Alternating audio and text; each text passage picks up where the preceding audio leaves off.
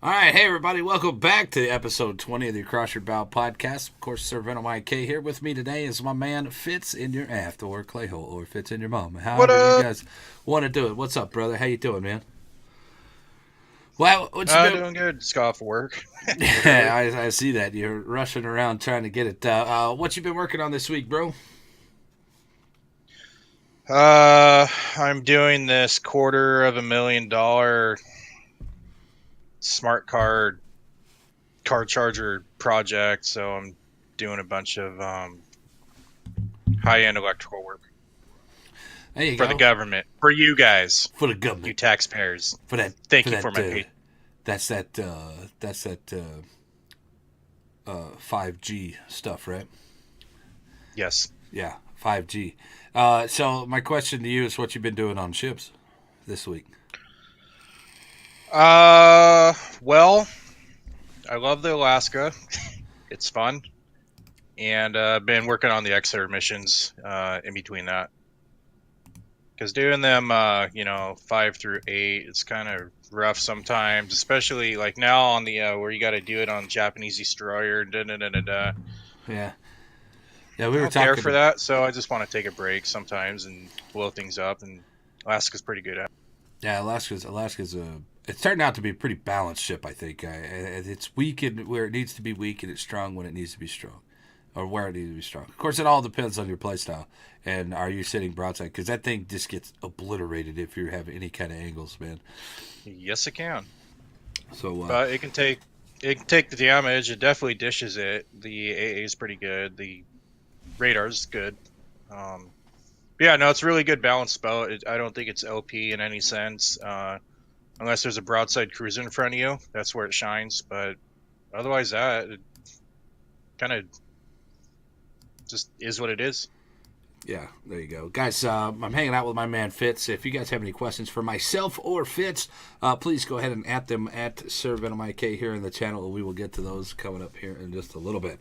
All right, so let's go into the news, man. I'm not really done much this week. I haven't played too much. I uninstalled World of Warships.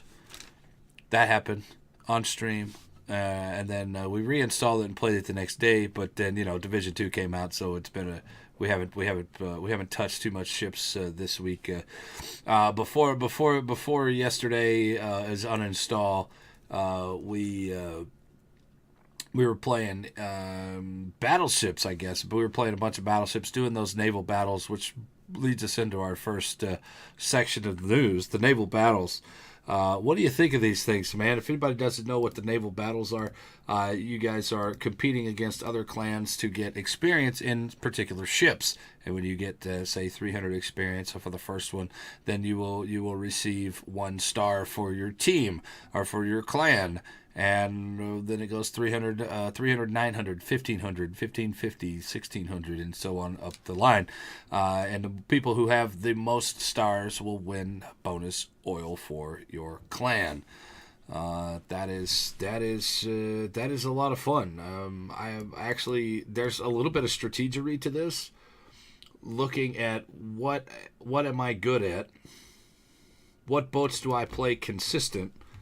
And what boats do people not play consistent? Maybe you take those people who don't play their boat consistently there, and put them on one of the guys that put them on a boat that they only need to get 300 on. Make them use for people that aren't consistent or not very good players. Make use for what is that going across the top right of your camera? Top right. Yeah. You got like Uh, a strap or something covering it up, or something hanging over the camera there, or maybe it's your I think monitor. it's my screen, my Yeah, okay, monitor. there you go. All right.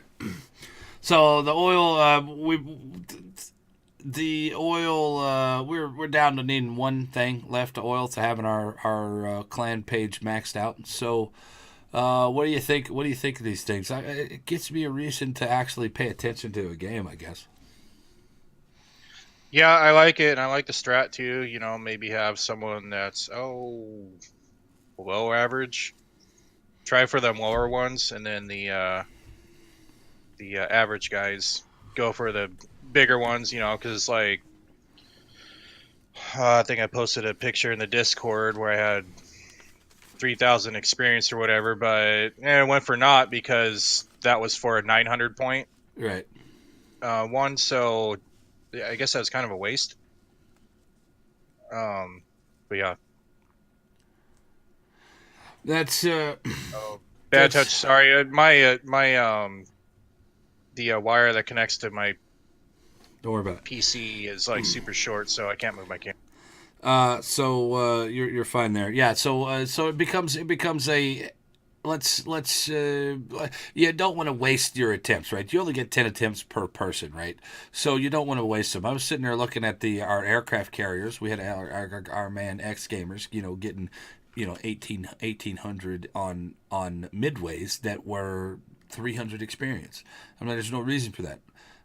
So let somebody else get those 300s, and if you're going to have a midway and you can consistently get 1800, which he did, then maybe you wait till we need a 1500 or a 1600 or something like that before you start playing it. Play it toward the last day. I've gone far as to say that I really don't play the first day at all. I really don't do attempts the first day Yeah, at me all, neither. and that's just to let some of these other guys fill out. And I'm okay with because let's be fair here, Fitz. There's a majority of the clans out there that have very good players, and there's a majority of the clans out there that have very casual players.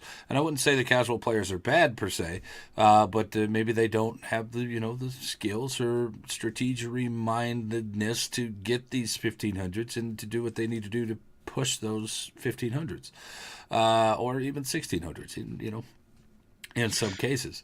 So maybe let those guys still Yeah, feel that they could contribute to the contribute. clan. Yeah, shut up. They could He speaks like a spelling, folks. there you go. They can contribute to uh, to the clan. They could give back to the clan. And that's a good feeling. So let them have the low levels. Look, I got 4 stars. Look, I got all these 300s done. Thank you, man. We appreciate it.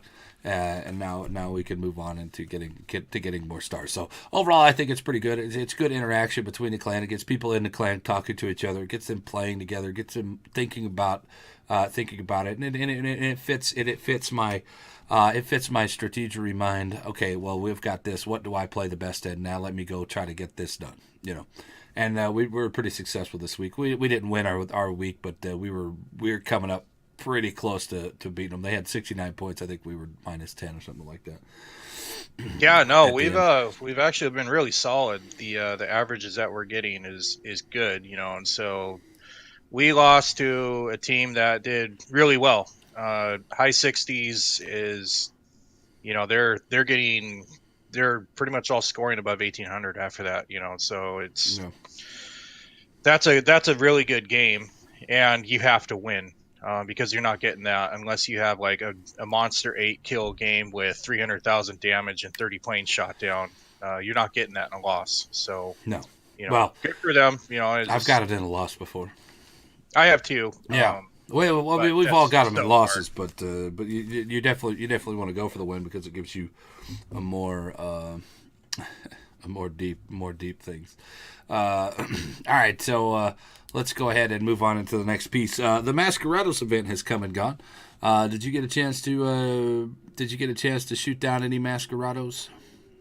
No, this is the first time I didn't get anyone, Yeah. but I didn't see too many of them. I think I only had 4 or 5 games where there was one, and I played a lot too. So Well, I there don't know. was I think I was playing in the wrong tier or something like that, it's a and possibility. and I did notice you were pretty consistent on saying what times the tiers were Yeah, that the Masquerados were on. So just I think I just missed out. Bad timing. So bad it is timing. what it is. So, Masquerados event, if you beautiful people out there did not know, the Masquerados event is just like the some of the events in the past, the Corgi event, the Pirate event, the last one I believe was the Turkey Shoot during Thanksgiving. You guys drive around the boat and people will announce, "Hey, I'm a turkey, come shoot me," and then you can get some prizes. That was a really fun thing to do to give back to the community. I absolutely love doing these things. I was able to be a part of this one as well. Had a lot of fun doing it until I got chat banned for no reason. Well, maybe it was a reason. I don't know. You guys were here. You guys were here that first night. Anyway, I ended up being chat banned. But not only did I get chat banned, but I got a 5-day chat ban. Wow. Yeah, I ended up getting a 5-day chat ban, and I didn't say anything the second 2 days, so I don't understand how I ended up with a 5-day chat ban. But whatever. I mean, it's fine. I was able to. We were able to div up with somebody else, and I think that goes a long way to say that a lot of people just don't like things. A lot of people just cannot accept the fact that this is a fun event and shut up. You know what I mean? I mean, like there was a lot of negativity that I saw every day, every time that we do these. I pretty much get inundated with people of a lot of hate. And I think it's stupid because, bottom line is Wargaming doesn't have to do events for us. They don't have to do anything for us. They don't have to tell us nothing. They can just be like, here you go. No testing, no nothing. This is what you got going on. But Wargaming has graciously decided to, make a community contributor program and do events like this to give back to the community, give something a little bit different to play so you don't have the monotony of random battles all the time. And it was a mess. It was a mess. Either way, overall there was 300 people in the Masquerados, and everybody averaged about 40 games. So there was a lot of Masquerados out there, and a lot of them were playing a lot of games. I know I played about 40 games or so. It's more along the lines of 31, and then I just didn't because I was chat banned. I couldn't play by myself, and I couldn't find anybody to play with me, so they could type in the things. So I ended up only getting about 30 games in. Not a bad little event, man. You got some doubloons, you got some flags, you got a camo, you get a commemorative flag eventually, commemorating if you got these kills. I actually ended up getting a kill myself. So there you go. Overall, what do you think of these events, man? Oh, I love them. Just like what you said. Yeah, and it kind of gives you a purpose to like just kill one guy and get away with it, because in general that's pretty bad. If you do that in randoms, like, oh, I'm just gonna kill this one guy. Oh, whoops, I got obliterated. Well, let's try it again. And so you get a reward for I guess being really isolated in one track state of mind, bad habits and all that stuff. Yeah. Right. And then the other events that they do, the space battle stuff, and it gives us a reason to just have fun, and I guess really that's what the game's about. Minus the salt and the tryhards and playing your OP ships or whatever and Conqueror players, but I didn't say that well, did I? And so no, they're great, and I've done so well in the past on other events that I'm not upset at all that I didn't get anything for this one, because there's always next time. So, and it'll come sooner than later. Well, they did something special for this time. The rewards were, other than the Masquerados commemorative flag, all the rewards were instantaneous. They were given to you right after the game was over. So that's good, because beforehand you would have to wait till the patch to get them. So this was instantaneous gratification. So I mean, there was like, when's the reward? Instant gratification. We all love that. Yeah, everybody loves that instant gratification, man. I got none. Well, I got one, and it was an average one at that. All right, so let's move on into our next news topic here: Exeter missions. Now, we started out earlier today talking about the Exeter and how much of it's a decent boat, but it's really glass cannon. It's got good AP. It's 203 AP on a tier 5 boat that really hurts other cruisers, but that's about it. How does it do, like, when you load up the HE? How does it do against DDs? It does well. Typical heavy cruiser 203 damage. It does really well if you can hit them. I mean, it's 4 guns in the front, 1 in the back. It's on the I want to say it's on the Leander chassis, but it only has 1 rear gun. So maybe a Perth, I guess, with 1 rear gun, or a Wang Hai. Gotcha. I guess it's more along those lines. But it's got the big 203s on it, which do very well versus other cruisers, and it does okay versus battleships. And typical AT shells, typical heavy AT shells onto DDs, so it can hurt them. Damage wise, I don't think this boat has a problem. Defensive wise, this boat has a huge problem because it is, well, Yeah, it's a British cruiser, typical if you're and British. yeah, the quintessential glass cannon. This is another one of those ships, and I'd like to see some of these things have a little bit better, tanky and armorness. But in the end, will it happen? Probably not, because that's their flavor. Originally this thing had a smoke, and they took it off because it was too strong, which I find okay, fine, fair enough. But they did give it a decent heel. It's not a great heel, but it's an okay heel, so you can survive a little bit longer. But good luck, man, because every time I've played this thing so far is maybe it's user error, but I've been kind of obliterated by everything. So What about the concealment? Is that any good? concealment's okay. I didn't really have a problem with concealment. It's okay. I mean, it's typical cruiser concealment, I guess. But let's talk about these missions. You guys could purchase this boat in the store right now. I'm not shilling for it at all. I recommend not buying this thing. But if you guys are interested, for $35.99, you can get the Admiral's Pack, which will give you a captain. It'll give you that and a bunch of flags and stuff. So if you guys are wanting to go ahead and purchase this now let's talk about these Exeter missions to earn these things. Some of these missions I think are a little bit much to earn a free boat that really I don't know if it's actually worth it.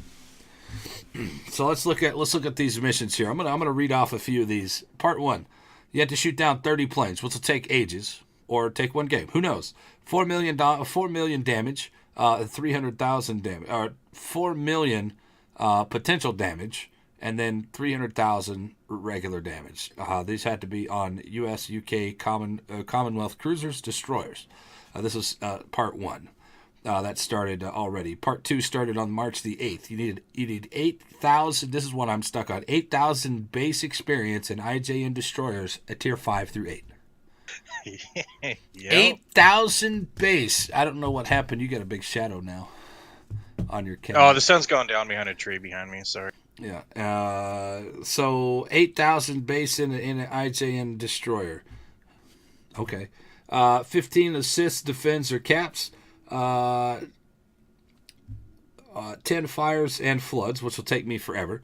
That's part 2 on the 8th. Part 3 starts on the 15th. You need 100,000 fire damage. 100,000 fire damage. 20 that'll take torpedo, you a year. 20 torpedo ribbons, and then 1,000 main hits. And these are supposed to be, and then 15 kills. This is supposed to be in UK cruisers tier 6 through 8, or battleships, or cruisers, or DDs. So you could use the battleships to get your fire damage because you're not getting them on the cruisers. Oh man, it's IJN destroyers or cruisers. All right, well, if it's IJN destroyers or cruisers, that makes it up a little bit easier. But I thought it was just straight up DDs. No, it's destroyers or cruisers. Yeah, right. well, still, it's going to be a pain in the ass because 8,000 base and anything that's IJN at those tiers suck. Part 4, March 22nd, 7 achievements, 750,000 damage, 3 kills in a game, and 20 citadels. UK British battleships, cruisers, or DDs. Tier 6 through 8. Now, they really kind of limited you here to 6 through 8. I don't know, man. 6 through 8 on these things. I don't think that the trouble is worth this boat. Like, honestly, usually I'm a big advocate. Like, if we're talking about the Alaska, it's worth grinding out that 1 million. Don't buy it, because it's worth grinding out that 1 million to get this boat. On the other hand, I think it's just worth you buying this damn thing and not having to go through this bullshit for these missions. What do you think? I'm not paying $35 for it. No way. Just from what I've seen. I mean, I've played with you quite a bit, and you played it. I've never really seen you have a monster game where it's like, oh man, I gotta get that boat. It's worth $35, and then the grind is like, that's a grind. That is a grind. That is a real grind. That is a grind. And it's like this one with the Japanese DDs and cruisers. There's a couple of good ships in there, but it's like you got to play well. Otherwise, good luck. It's going to be a while, And so, uh, I think if it had the smoke, it'd be totally worth buying it or grinding it either way. But I think with the smoke, it would be OP too. It's a smoke Either the 203 smoke or the cruiser heal. with heal. Yeah, it's the That would smoke. be It's ridiculous. the smoke But or it's the smoke or the heal. Either one. I mean, if you have right. both of them, it's too overpowered, and then you end up with a Belfast. All right. Yep. If you take the smoke, then I think it's a little bit better of a ship if you take smoke. But since they gave it the heal, it's a very niche boat now. You can have some really good monster games with this thing at tier 5. Tier 6 you still do pretty well. At tier 7, I mean I mean it's like it just. You're just Omaha Rolling the tier dice. 7 at that point. Yeah. Yeah, Yeah. and you guys all know my feelings on that. So,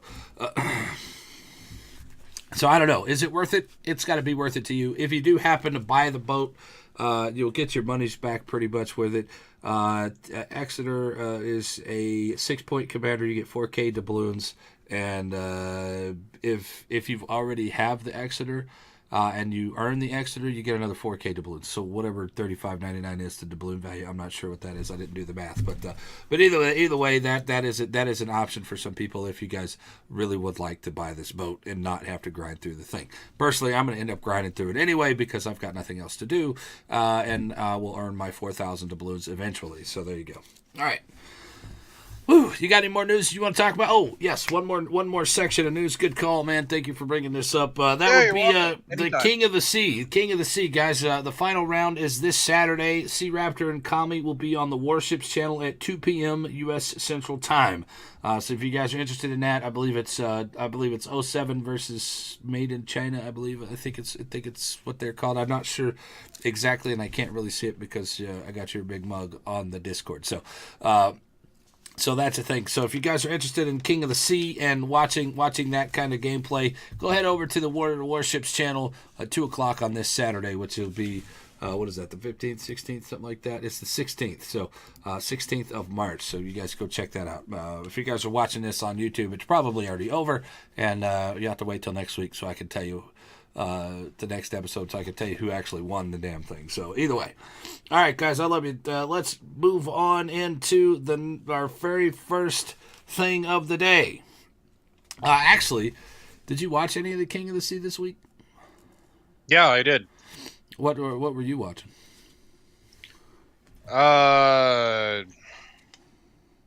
Who was it? They were If you guys, why do you have to ask me that? Yeah, I know. Right? They weren't. I mean, it wasn't 07. It wasn't any of the top tier teams. There was a lot of names that I did recognize, and I mean, it was the same King of the Seas. With both teams had midways and were spotting and hiding and firing and stuff. Fun and exciting things. There you go. So anyway, I put the King of the Sea link in the description below for you guys over on YouTube and here on the channel twist.tv/servantofmyk.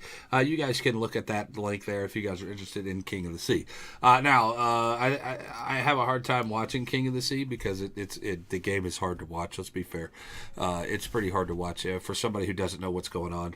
But in the past, when we did Supremacy League, when we casted the Supremacy League, I had an absolute blast watching these games and actually being involved with these games. I guess it's all depends on what you enjoy and what you're looking at. But from what I understand, there were some really nasty games this last weekend, and a lot of really awesome things happened this weekend while I was not around. So there was good games, but you've hit this before, and I think it's really important.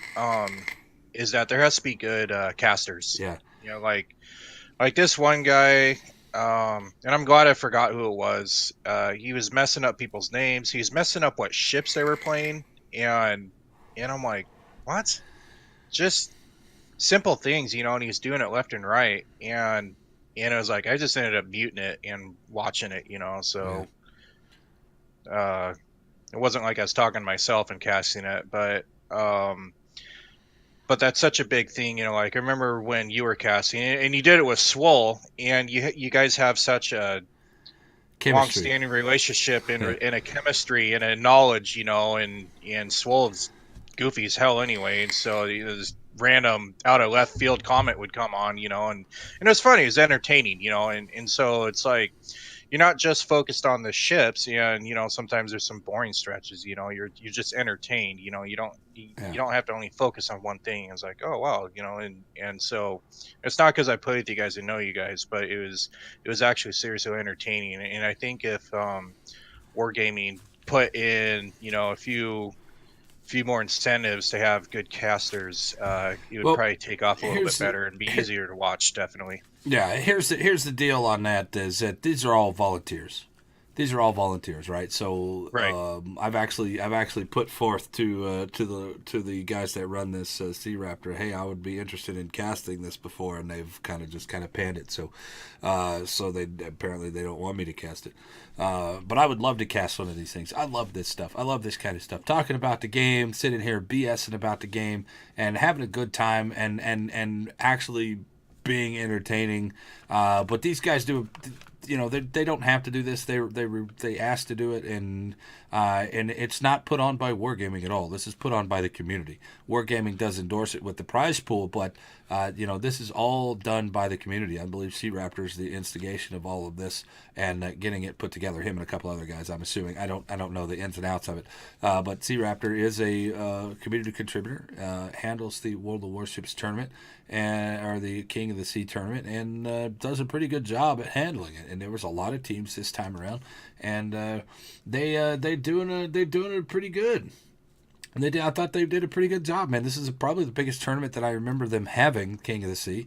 And moving forward, I look to maybe be involved with it sometime next season. I hope so. I mean, I'd like to cast some. Hint, hint. Yeah, hint, hint, guys. I would like to get a cast. If you put somebody that we can talk to, and somebody, if you need me to color, then fine, I can color. If you need me to call the game, then I can call the game. Whatever. I would more than willing to help out any way that I can in any kind of capacity, you know. But anyway, so they said no this time. So, but oh well. We'll move on. Oh well. Oh well. Oops. No. In this world of esports and things, World of Warships is very slow. It's very hard to watch unless you're invested in the game like we are. You're probably not going to understand the positioning and what's going to happen. It's going to take a good commentator to explain those things to people and to get that across to people what's going on and the potentials for what can happen. And I haven't watched King of the Sea in a little bit, so I don't know how the casters are doing. And well, there you go. So it is what it is, and they will do what they can when they can. So all right, moving on from that. So anyway, guys, 2 p.m. on this Saturday, over on the World of Warships channel, Kami and Sea Raptor are going to go in for the finals. So good luck. Good luck. Is this NA finals or like the final finals? I'm not sure what it is. I closed out the link. So anyway, Gotcha. it's the finals this weekend. So there you go. Go check it out. It's some kind of finals. I don't know. Just don't show up naked to the test, man. That wouldn't be good. What? Why not? Well, maybe you're going for a little bit of extra credit. I have no idea. All right. So moving on into our first subject today. Guys, I wanted to add something new here to the podcast, and we're going to call it the Ship Spotlight.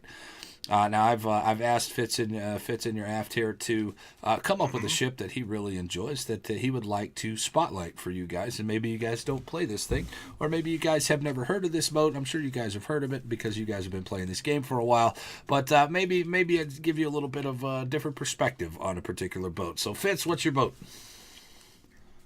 I'm going with the Pay Fast. The Belfast. All right, Belfast. Give me your Belfast. Why is the Belfast spotlightable for you? Well, I was thinking about it because you asked me yesterday, what are you thinking of for doing this spotlight? And I was like, oh, I'll surprise you. And so, now there's a post here on the Admiral's Locker that I saw, and it was from Sub Octavian. and it was talking about, I believe, ships that are possibly going to be nerfed, and Belfast was one of them. Kamikaze, the Nikolai, and Koenig Albert. Right. And Well, so, I don't honestly think the Koenig Albert's all that overpowered. I think it's a tier 3 battleship. How strong can it be? It's pretty damn tanky, but okay. yeah, and I kind of think that none of them are overpowered. There's some things that give them strengths, but um, the Belfast, like, everyone hates it. If you have it, you love it. If you don't have it, you hate it. And I've been called all sorts of things because I've played it and Wallet da da da da warrior. da. And um, so I think the spotlight was I think in the hands of a good player, it's a good ship, but in a bad player, there's nothing special about it except for it's got low detection, a smoke, and a radar. Yeah. Um, And a but hydro. it's just in hydro, but it's just another glass cannon. If you get hit in it, you're gonna feel it. You're like, oh boy. So I think we can go from there. All right, Guns are good.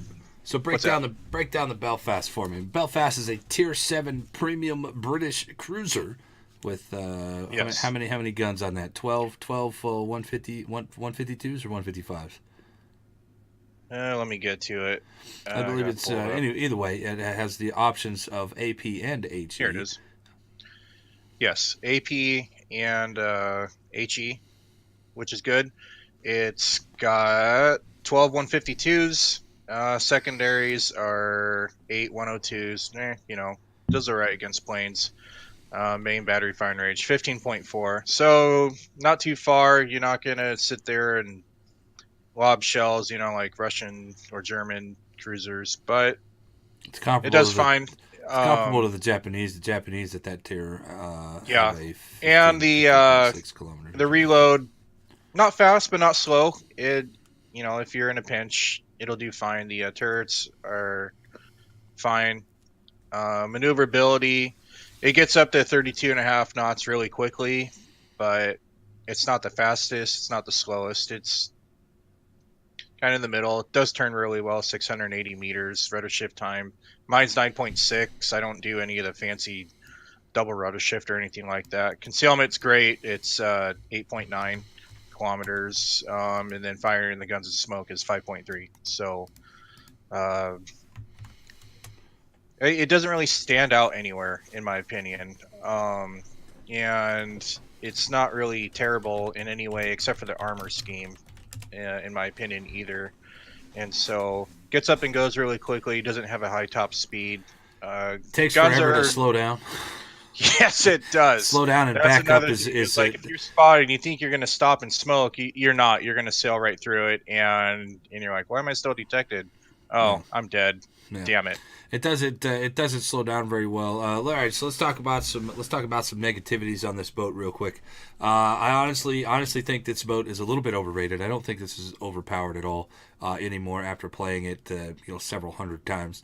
I find it very limited on. You need the rest of the team to spot for you. If you're not spotting and your radar's down, Definitely. you're not doing much. Through the rest of it, it is very strong versus destroyers. Can control a cap very well. If you're hitting behind an island, you can do some extremely serious damage behind islands, almost like an Atlanta style. If you get them coming in at you, you can do some very Yep, very good stuff. almost. IFHE on this thing is a monster. Set a lot of fires. AP is still good on broadsides. Downsides. The AP's decent. I mean, I've turned it on. Like, I sitted all the crap out of the Atlanta another day or the other day, and I thought it was pretty funny, But otherwise, I'm really just gonna use the IFHE on it. Um, IFHE is and pretty like much a you said, staple on a this, and huge downside is once your smoke is gone, unless you can get behind an island, it's really team oriented, and hopefully, I use it as a DD killer. mm-hmm. Um, for like the That's his first half job. of the match, and then after that, I'm trying to pew pew, and so I've had some really great games and some carry games in it, and I mean, you guys have seen it. I've been blown off the map in the first 5 minutes, and was it a mistake or was it a caught out or a bad position A little bit or of someone both. just got a really good shot? Both, all three. It happens, and I don't get really mad. But I do laugh when I get flamed for using. I mean, just like they're like, "Oh, you pay to We're win ship," or even better when we do with our AIDS division. our AIDS division. I do get satisfaction out of that because it's funny we to get just watch chat. We And get it's like, our guys. If y'all don't know, oh well, our personal AIDS division is a Belfast, an Atlanta, and a Flint all together. That's our personal AIDS division. That's 2 smokes and 2 radars that are pretty much the same. And it's just a lot of just HE slinging, IFHE, just nonsense coming out of this smoke. Can be very devastating to teams, can also be very useless at times. It's very, depending on the map that you're put on. If you're put on Neighbors, then you're probably not doing very much. If you're put on something like Haven, you're not doing very much. But if you get on something like Islands of Fire that has islands that you can actually hump over, or Estuary, you can hump over those islands, you're doing a lot on this Belfast, and especially, the rest of them. But I've seen a lot of good things coming out of the Belfast. I still think it's a little bit overrated. I think people have played this thing when it first came out where it was monstrous because nobody knew how to play against it. People didn't know how to shoot in smoke still. People still don't know how to shoot in smoke and think that you're hacking when you actually hit them in smoke, but that's another story for another time. right. But I think the shine of this gym is kind of dulled down a little bit. I don't think it's as strong as it used to be. Yes, it's still very strong. I don't think it's overpowered. Does it have a place in this game? Sure. Take off the hydro and then put it back up for sale, and I think you're fine. I think you're fine. Take off the hydro, put it back up for sale, and then you're fine. The hydro, I think, is what makes it even more overpowered, even before the guns and the radar and all that other crap. The hydro gives it sustainability in that smoke to where he can actually be safe sitting in that smoke, so he can see the torpedoes coming across. So Yeah, and it's got the speed, to get up and go to get out of the way really quickly. Um, but the radar only lasts 25 seconds, and it's only 8.5 kilometers. And so, like, if you see something smoke up, it's like, oh, well, gee, do I get close? Probably not. And then wait 30 seconds. Let's just say it's a DD. Okay, well, you're playing it smart. You're not charging in. It's like, oh, I got to spot what's in this smoke. Wait 30 seconds, and then the radar's gone. And then if the guy's firing, you can see what type of ship it is. It's like, oh, well, there's a lot of 12 shells coming out. Huh, must be a Belfast. We'll get within 5 kilometers, and then all of a sudden it's like, hey, I'm going to, tell your team, I'm going to get within 5 kilometers, shoot this thing. Battleships, please do it. Cruisers, whatever, and we don't have to worry about the ship anymore. And it's going to die in under 5 seconds. So I think before the smoke change, this boat had more of an impact on the games. I don't see it's ridiculous. I don't see too many Belfasts anymore. Like, very rarely do I see a Belfast anymore. Have you noticed a lot of them? I mean, you see them. Don't get me wrong. You see them every once in a while, but for the most part, they're not in every game like they were, 2 years ago when this thing came out. They're not as detrimental to the team now. Now, if there was a rank season coming out, then you would see Tier 7 rank season be nothing but Belfast because they are relatively strong. Let's put it that way. Right. But before and it's the a radar change, ship, and it's got great detection. But yeah, the smoke change. The smoke change really hurt this boat. Hurt this boat in popularity. Now, it hasn't hurt the boat in statistical wise because the people that were good with the Belfast before, they're going to be good with the Belfast afterwards. People that are new to the Belfast are going to struggle for a little while before they find their flow and find the form that they need to be playing this thing in. Overall, Belfast is a great boat. If any chance that you guys have an opportunity to pick up the Belfast, 100% guaranteed, pick that damn thing up. If that means you can still get it in the Christmas containers, so you guys might have to wait till Christmas containers to get it. And I believe it is also in the super container chances as well, just like the Missouri. Yes. So there you go. Any more last minute things on the Belfast? No, just if you people are in chat and you say it's a pay fast, sorry, it's not. Good boat, but not OP. Not at all. Not. I don't think. Yeah, I agreed. Last comments on this thing for me is, it's a good ship. It's very strong. Overpowered? No, not very overpowered anymore. Without that spotting, it's kind of a piece of trash. I mean, it just sits in the smoke and does nothing without that spot. So, if you guys are going to play for a Belfast or play in a division, make sure you have a division that can actually go out there and get those spots. Moving on. All right, World of Warships Legends. Now you guys can register for early access if you guys are on the Xbox or PlayStation 4. You guys can go check that out right here. I will leave a comment and leave the link in the description below for you YouTube guys. If you guys are interested in playing World of Warships Legends, which I actually played the early alpha on this thing on stream, and it was pretty fun. It's very tooled around your captain skills as opposed to the boat itself, so you can get stupid high fire chance. And even me, ladies and gentlemen, even me, I can get fires on that game, and it's very basic, and it's a very decent game. So if you guys are interested in that, go check that out right there on that link. So more arcadey and then geared around Guild around a captain controller. skills, yeah, pretty much.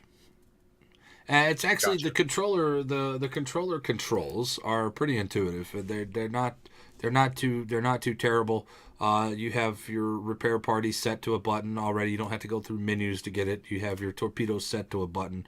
You don't have you have to cycle through those, but either way, that's just like a shoulder button over for AP, shoulder button over for torpedoes if you're a DD. You have your consumables on a bar as well. So that's another thing. Yeah, we're talking console. It's not a bad game. I highly recommend at least giving it a shot, and you guys can register for early access beta right there if you guys wish. Moving on. Does it? Do you think this game plays well on a console? I didn't try it. The one weekend I had to be away, so Yeah. I missed out. I'll try Well, go register again and I'll see try if it for they'll the give it early to you. access. Yeah, I gave some I'm sure feedback they on it will. originally, and I thought it was enjoyable. I could definitely see the appeal for a console version of this game. It was very nice. They've got them. They've got the boats all changed up a little bit. So instead of the Kawachi at Tier 3, for being your Japanese, you have the what, guys? The Ichizuki is your premium ship at Tier 4 on the PC version is the regular line Tier 3 ship over on the console. And there's a couple of little things like that are in there. There's some ships that are just kind of bad and they take them out, and then there's some ships that are good that they've kind of floated around. So you guys should go check those out and see what they got going on. All right, cross server clan second test round. Excuse me.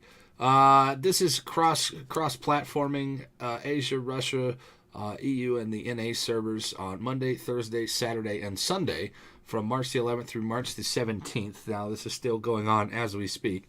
There are time sessions. I'm not really understanding how these time sessions work. I guess you pick a time and then ends in 2 hours, starts in 4 hours. I'm not sure. Pick a time that your clan can do it, and then you go fight other clans from other deals. I guess this is a way for people to earn extra oil or extra steel on their own time instead of the normal times that we have, because I know that's the biggest issue that we have is timing. What do you think about cross platforming or cross servering the I love the idea. I have one question about that, and I'll just bring this up to you because you have a EU account. How does it play when you're in Texas and you're playing in the EU? How's it ping? my ping's Does about it affect you much or 125. anything like that? That's So 120. That ain't too bad. anything about 250 is where it starts to struggle for me. Like when I would go to the Right. Russian servers, I'd sit about 180, 190, and then there's some times where it would ping up over 250, and then I wouldn't be able to. I would not be able to play. It was awful. But 125 on the EU server, it's fine. It's fine. Okay. Yeah, there's such different play styles, like you hear that EU, they play a lot more passive, and we're kind of in the middle, and then I guess Russia is kind of balls to the walls, super aggressive, and so I like it, and um, I think it'll help people, Get that see the differences Stalingrad. in, So in get that Stalingrad yeah. too, of course, um, and then yeah, you'll just see how different people play, different countries and stuff like that, and then maybe it'll be more intuitive. Say Darren is streaming in chat, and you can agree to disagree or go on what someone says, or maybe change your play style because something you saw worked against you, and then you try it, and then it works for you. Well, I'll be So the first it's person to probably a sit win all there and around. say that the NA server and the EU server have way different play styles. There's a lot of Right. passivity on the EU server, whereas the Americans are more aggressive. The Russian server tends to be a little bit more aggressive than everything, and I don't know anything about the Asian server, so I really can't say too much about that. Uh, but here's the reason: it's the cross-server matchmaker allows clan commanders to select their preferred prime time for any of the four servers: European, American, Asian, or the Russian server. If the prime time schedule for your region happens to be inconvenient for your clan, you can still find opponents from another server for more fitting time. Moreover, you'll get all of the pertaining awards while your accounts remain on the native server. The battle results will be accounted in unified global rating, where you'll be able to compare your results to those clans from all over the world. So this is like honestly, Fitz, this is right up our alley. We have trouble. We Yes. have problems trying to get a people together at the 7 o'clock or whatever it is. Usually, I'm not up till 7:30. You're off, and you want to eat and relax. Maybe pump and dump before you come on and play. So that's about an hour and a half. You don't really want to do this. And a lot of other guys, they have most of our guys are West Coasters, and they don't really have time to get here right at 7 because that's 5 o'clock for you guys. Correct. So maybe this is up our alley. Maybe when they actually implement this and see how this testing actually works. Now, if anybody, I have not played it, I have not tried it out, so I really can't say too much more about it other than looking at it from the outside. But if there's anybody out there that has, give me your opinions on this and let me know what you guys think about it, and we will get in. Yeah, I'd love to know too. We will get in. We'll answer those I'm all toward the for end it. of the show. So there you go. So overall, it's a good idea.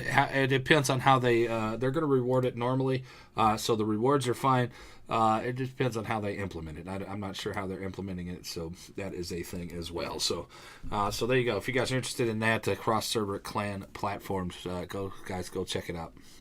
Go check that out as well. So last thoughts on that? Bring it on, EU. We're coming for you. Not me, but somebody's coming for you. Either way, so there it is. Now, my ship spotlight. This is a boat that came out last year that I think is probably the best thing that they've done all year long. The Cossack. I absolutely love the Cossack. I had from the day that it came out. I went ahead as some beautiful person donated this thing to me. And then we earned it. We ended up earning it later on. And let me tell you something. From game one, I was in love with this boat. Game one, Yes. I was in love Yep. with this boat. Me Number too. one, it fits my play style. It fits my play style as I'm a very aggressive destroyer. You can get very aggressive with this thing, and you have the guns to back it up. It's not like an American destroyer where you can get kind of aggressive, but your guns are a little suspect at times, where you cannot really punish these people for your mistake. I find the Cossack extremely well versed in tier 10. It does very well at tier 9. It's amazing at top tier, but I don't feel behind at all with everything. So check it out. So we have a rate of fire of 12 shots a minute. That's 120 millimeter 120 millimeter guns coming at you.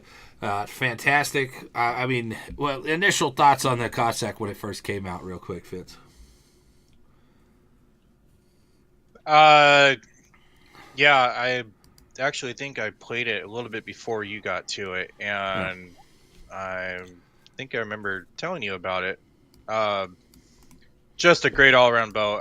It is probably one of the best boats, bar none, that Wargaming has released as a premium. It isn't overpowered. It is super fun to play. It is super useful. Um, I mean, the smoke, it's short, but it reloads really quickly. Torps are pretty good, even though you only have 4 of them. And then guns are decent. It's got a hydro, super useful too. Um, I love it. All Totally right. love this boat. I love playing it. Any tier, doesn't matter. So this thing is characterized by I use well, I had it all written down, but it's not here anymore. I've lost it. I've ripped out that page. But either way, here's my captain. I use Whoopsie. 19 point captain. Priority target, last stand, adrenaline rush, survivability expert, concealment expert, radar, RPF, or RDF, whatever it's called, and then superintendent. Now, superintendent is flexibility. You can do anything that you want to on this thing. IFHE is definitely on the table for this boat. You can definitely take IFHE and still be extremely effective. The slow turrets got a buff, so they're not as slow as they used to be. Before that, Burt Dunkirk was a staple in my port, and taking expert marksman to make it even faster, as opposed to adrenaline rush. But now with that buff, I really don't need the Burt Dunkirk anymore. I can just use any old captain, and if you want to put IFHE on this thing, you can. It's very strong. It's very good. Not necessary, because you could make a swap over to AP, and it does have the British Destroyer AP on it, and it is very strong too. It's definitely a different boat. As for the Lightning has a little bit of an advantage over it because it has the 360-degree turrets, but I would take the Cossack over Lightning any day. I would. I just would. The boat is just too strong. Yeah, it's But like a little mini Neptune almost when you load yeah, the AP. It's kind of funny to pew other DDs down. They're like, what? Sorry, 1200, yeah. 1200, 1200, The, 1200. this thing has a 5.5 kilometer detection. That's insanity. That you're putting it up there with Shimakaze level detectability. It's got 10 kilometer Mm-hmm. torpedoes. I'm using the hydro mod. I'm using the main armor mod 1. I'm using steering gears and concealment mod. The You can use whatever you want to on that second slot. You could use hydro mod. You could use maybe an engine boost mod. You can either one of them will work there. Your hydro is only 3 kilometers, so is it effective? Do you guys think that having the extra hydro that great on the Cossack? I don't know. With 3 kilometers, it's kind of hard for me to justify taking that hydro mod. But if we're talking something like 5 kilometers, like a Z52 or 46 or whatever, then yeah, absolutely, definitely, because it's a lot further away.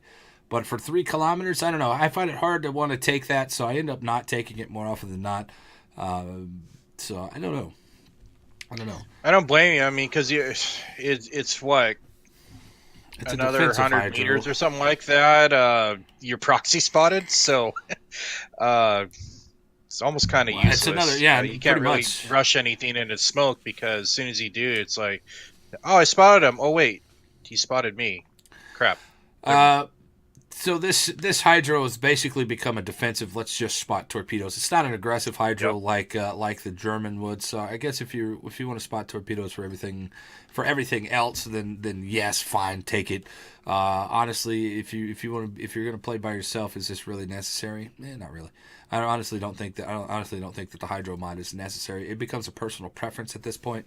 When we're talking about hydro mod, what's the hydro mod going to do for you? How much time does it actually add? Fitz, I'm not sure. I don't have that looking up right now, but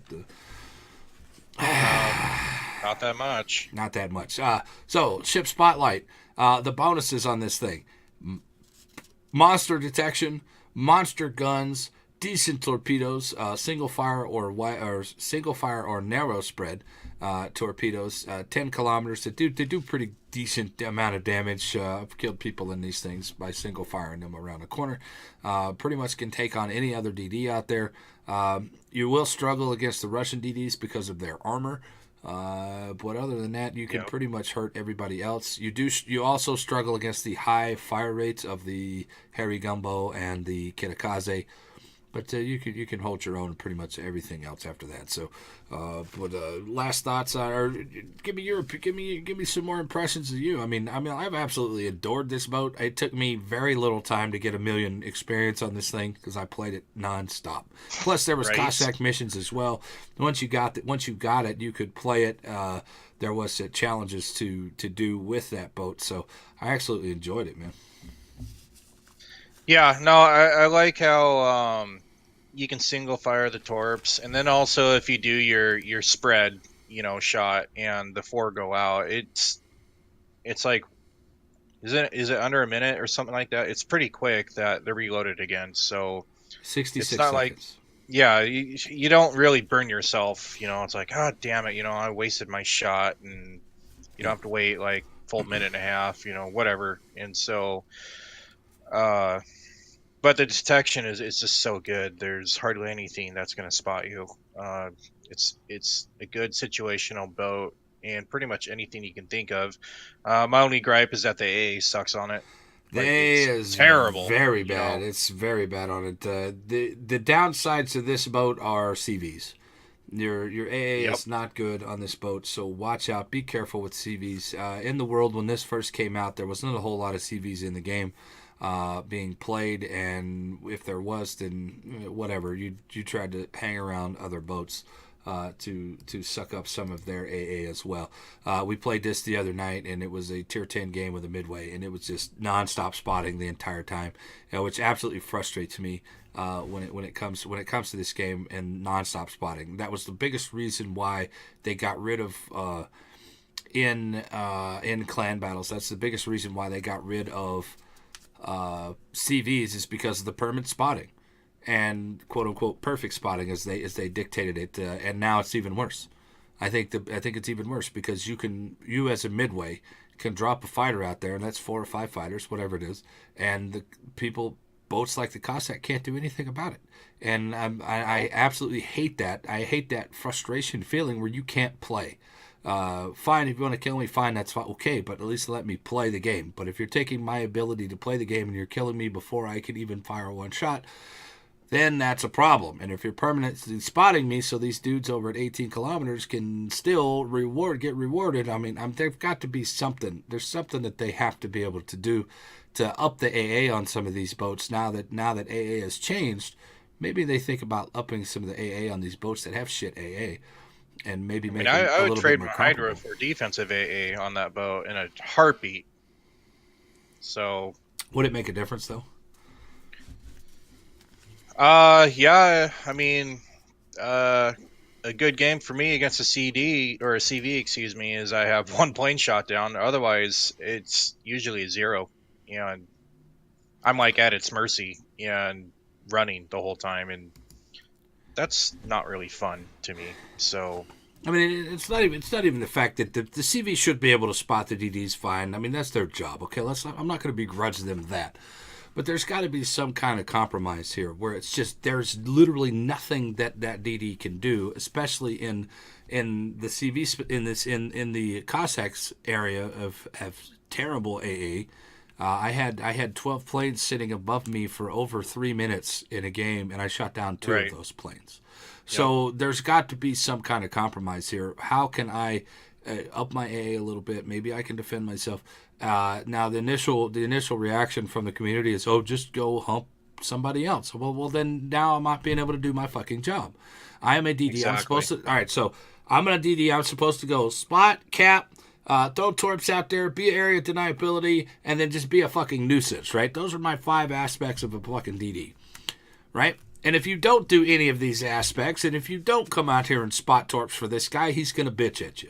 If you don't cap, then you're gonna lose the game. If you don't shoot the other DD and kill the other DD, then you're a jerk and an asshole.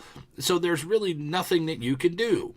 So if I go hump this guy that has AA, I'm not doing anything. So this guy's like, "Oh, you're a useless DD." So there's really, in the eyes of the rest of the team, there's really nothing a DD can do that's right.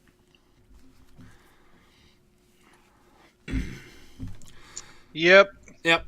There's Oh really well. nothing that this DD can do that is correct with the CV that's out there. How do they play against it? This is where a lot of the frustration comes in with that I'm hearing from the DDs. The spotting on the DDs need to change. The spotting on the DDs, it's really goddamn rough, and that's something that we've always seen. It's always been a thing, and it's always been there with the original onset of the CVs is the DD spotting.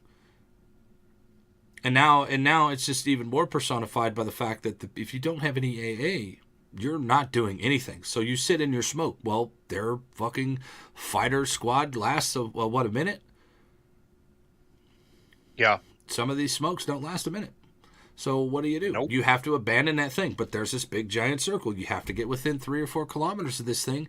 And that by the time you get in 3 or 4 kilometers of this thing, now guess what? It's been a minute. And now the thing is gone. So now you have to turn back around, and it's a waste of time. And it drags the game out. I think CVs are literally dragging the game out further and further along, and slowing the game down. And it's very frustrating for somebody like me who likes a lot of high-paced, fast action. And this is why you play destroyers, high-paced, fast action, because you could get a lot of it. And CVs tend to slow in that high-paced, fast action down, almost to a crawl and a standstill. You guys can see that when it's a CV 1v1. You can't. It's such. I mean, I'm like, man, wow. What a great thing. But either way, going back to the Cossack, I think the Cossack's great. If you guys have a chance to buy this thing, absolutely 100% hands down. Go purchase this thing. If you have to pull out the credit card, go sell yourself on the corner to get this thing, then get it. Do what you have to do. If you have to, well, I'm not going to say that because then that would be advocating something else. But if you guys have to borrow money, go get a loan for this thing. Then go get a loan for this goddamn boat. It's a great boat. Highly recommend it. It's very good. Just watch out for CVs. Other than that, this boat doesn't really do bad at all ever. I've never done bad in this boat other than getting detonated a couple of times, but that's out of my control. Your last little bit thoughts here, and then before we move on. Yeah, selling yourself on a quarter is totally worth it to get the ship, in my opinion. That's all. Yep. So I guess there has to be some kind of counter to this boat, and that is the CVs. So watch out. That is the counter. Watch out for that. It's just definitely. Or if you see a CV in the queue and you want to play the Cossack, well, don't play in that queue. Wait. Easy. Or have a division that has a good AADD or something like that. A kid play with a kid and a Cossack together, and then y'all just run roughshod over that cap because the kid's going to shoot down those planes for you. So you could definitely cheese it to where your Cossack can be very effective, even with a CV game in there. Just roll with your kid. So. That works. All right, boys. So let's move on into our next topic. Guys, we're hanging out here. I am SirVenomIK. Hopefully you guys are hanging out here on the channel, twitch.tv/SirVenomIK. We're hanging out with my man, fitzNUrAft. What up? The newly renamed from Fitz in Your Mom. I don't get that, but whatever. You only had that name for like 4 years, but whatever. Only. And then, so Fitz, let's talk about dispersion. Now, this has been... This has been a joke. Not just let's talk not just battleship dispersion, but dispersion in general. And there's a reason. There's a method to my madness here, guys. And the reason why I'm bringing this up is we saw it last night, or we saw it 2 days ago, where I was shooting at things from 6 kilometers that were flat broadside, and my shells go in front of them and behind them. Can somebody tell me how long the Edinburgh is? How wide it is from bow to stern? Anybody happen to know that offhand? Don't worry about it, Fitz. Don't look it up. But maybe one of the guys in the chat will look it up. But I had a Roma shot, and I know the Roma's not known for fucking dispersion at all and having pretty terrible accuracy. I had one shell go to the back of the boat, and the rest of them dropped on the front of the boat. Didn't even touch the guy. Dropped short and dropped long. 187 meters long. What's that in real numbers? So, almost 600 feet. Almost 600 feet. Okay. So you're telling me from 6 kilometers, I have, from 6 kilometers, I have a 600 plus dispersion factor to where I can get shells on the front and the aft of that ship and miss and have a gap that fucking big? it's starting to get a little bit ridiculous and a little bit noticeable of battleship dispersion. I think that now is the time, ladies and gentlemen, to stand up for the rights of the battleship. I'm going to get up on my soapbox here. Let's do it. The rights of the battleship, and these guys are supposed to punish these cruisers now. I've seen dead still broadside targets in some of the most accurate battleships out there in the game. So what's the most accurate? Montana. Let's just for sake say Montana. Sure. I have had Montana shots on hippers that are sitting dead still, broadside, beached on a thing, spray the guy down and splash for no fucking reason. As soon as that guy started going backwards, then my shots were nice and tight. And I'm like, it doesn't make any sense to me why a dead still broadside cruiser does not get punished 90% of the time. Have you seen this? Oh, I did it to you on one of your streams. Well, I didn't do it to you, but I don't know if you remember, but Montana against a beached Seattle, and I had 2 overpins. As soon as it backed up, I obliterated it, and it was... I think it was actually 4 kilometers. It was stupid. No. I remember this thing. It's absolutely boggles my mind. It boggles my mind that these people that are sitting dead still have any chance of surviving this thing. They're making a mistake. And not only that, but let's talk about overpins as well. It's dispersion at the same time. Flat broadside cruisers from 4 or 5 kilometers. You're going to tell me that I'm overpinning right at the waterline and through this boat? I'm overpinning citadels. Now they swear up and down that that's not a thing, but I guarantee you, I've got ample opportunities and ample evidence to say it's the contrary. I've got videos out there of shots that hit the waterline on these broadside Indianapolises, Atlantas, from 4 and 5 kilometers with battleships, and I cannot get the citadels to blow them up. I'm only getting overpins. I'm getting 7 and 8 overpins from waterline shots right in the middle, right where they're supposed to be, because that citadel on that armor goes from gun to gun, from middle gun to back gun, and I'm hitting at the waterline, and you can look on the side of the boat where all of the shells hit right here, and all 7 of them overpin. Confirmed. Done it myself. So More times than I can count. So there's 2 things. There's 2 things here on this. I guess this category is overpins and dispersion. Now, in this world of world ships, that a lot of things, cruisers are very heavy. Cruisers are top tier right now. I don't care how good you are in battleships. I don't care how good you think the battleships are. Cruisers are the alpha right now. Cruisers are the tip of the top. You cannot. If it's not for cruisers, you wouldn't have any wins. I don't care how good you are in your battleship. I don't care if you can sit there. I don't care if you're Static the Warmonger and you're the best battleship player. If you're General Dort, you're the number 1 battleship player in the world. Or OGisms. That'd be, yeah. OGisms is the number 1 battleship player in the world, and he will sit there and tell you that battleships suck right now. I was talking with B6 the other day, and he said it just doesn't pay to play a battleship because it's not fun anymore. You're not rewarded. You don't feel rewarded. I had shots in the Roma from 6 kilometers, spread the guy out, spread eagle across this guy. Fine. The next shot, bow in. I hit 3 shells. 3 shells, 2 overpins and a bounce on an Edinburgh from a Roma. From a Roma, which has some of the best pin guns in the game. The next shot, 1 shell hit. I uninstalled the game. I was flat frustrated and pissed off that the fact that this game is not being able to fucking punish these people that are from 6 and 7 kilometers that you should absolutely dominate. You're not getting rewarded for playing a battleship. Now, as soon as that guy goes in the angle, then fine, you obliterate it. But if you're broadside, which is the mentality that everybody has in the game since I've been playing for the last 3 years, when all of a sudden did it start changing to there's 90% overpins now?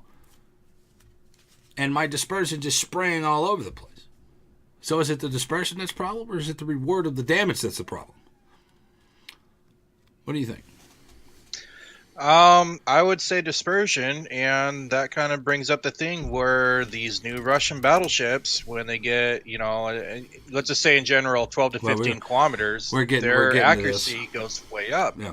with dispersion. And I remember back in the day, maybe it was 3 years ago. I don't know if you were playing yet, but they brought that in to where like every battleship, if something was in 12 kilometers, their dispersion gets better, just so that you could punish something that went broadside to you. Right. That was the whole point.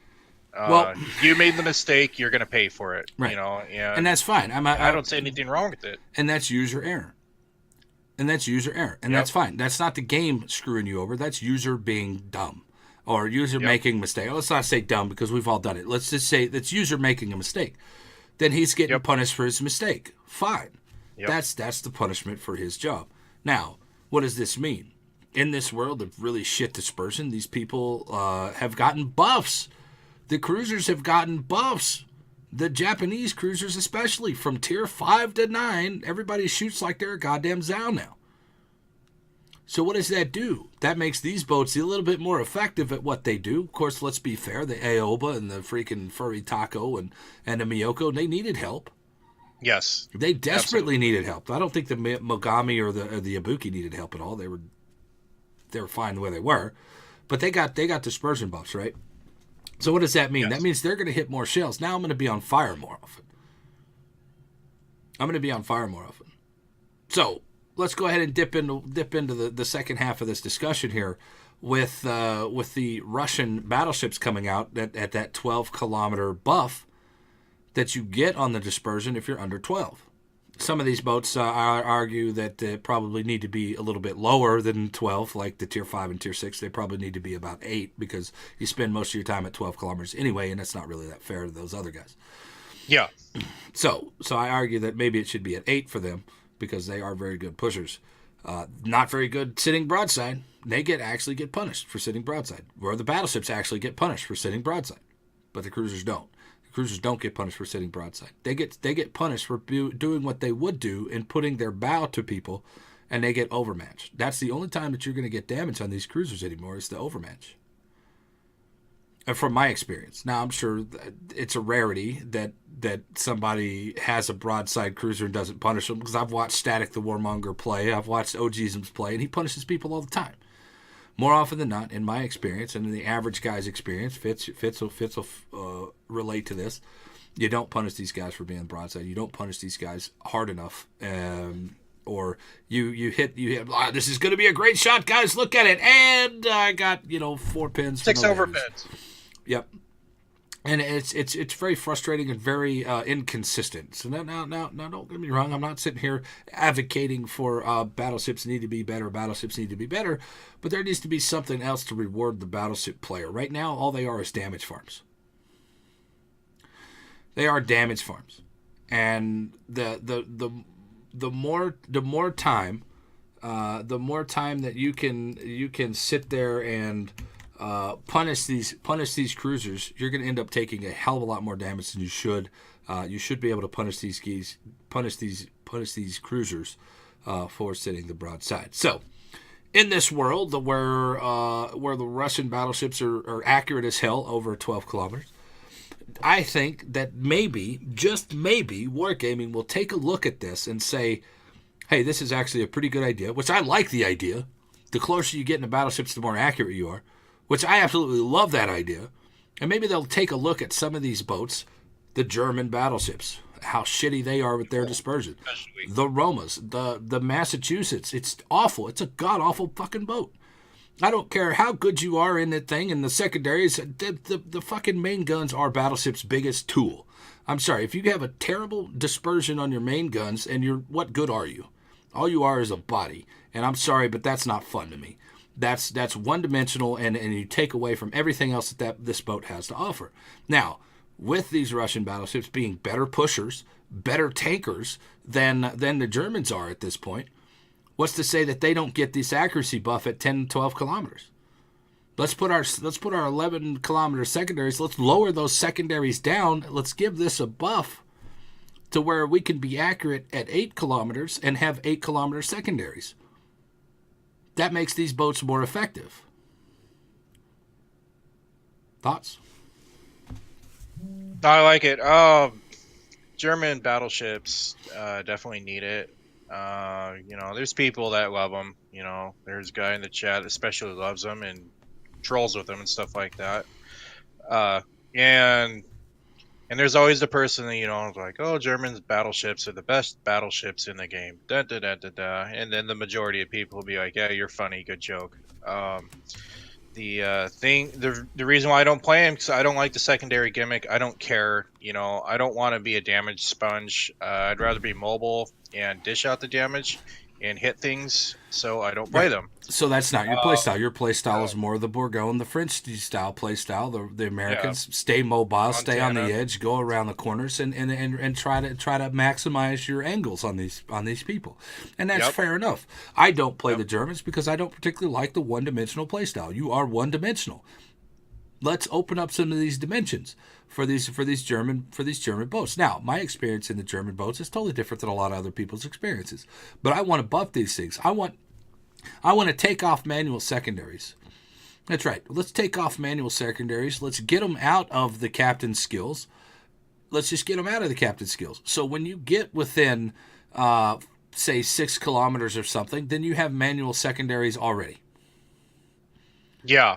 Let's do Yep. that. How And I about think that? every battleship should have that. Let's with you get 6 kilometers. Number one, that'll alleviate a lot of the problems that the battleships are having with the DDs right now.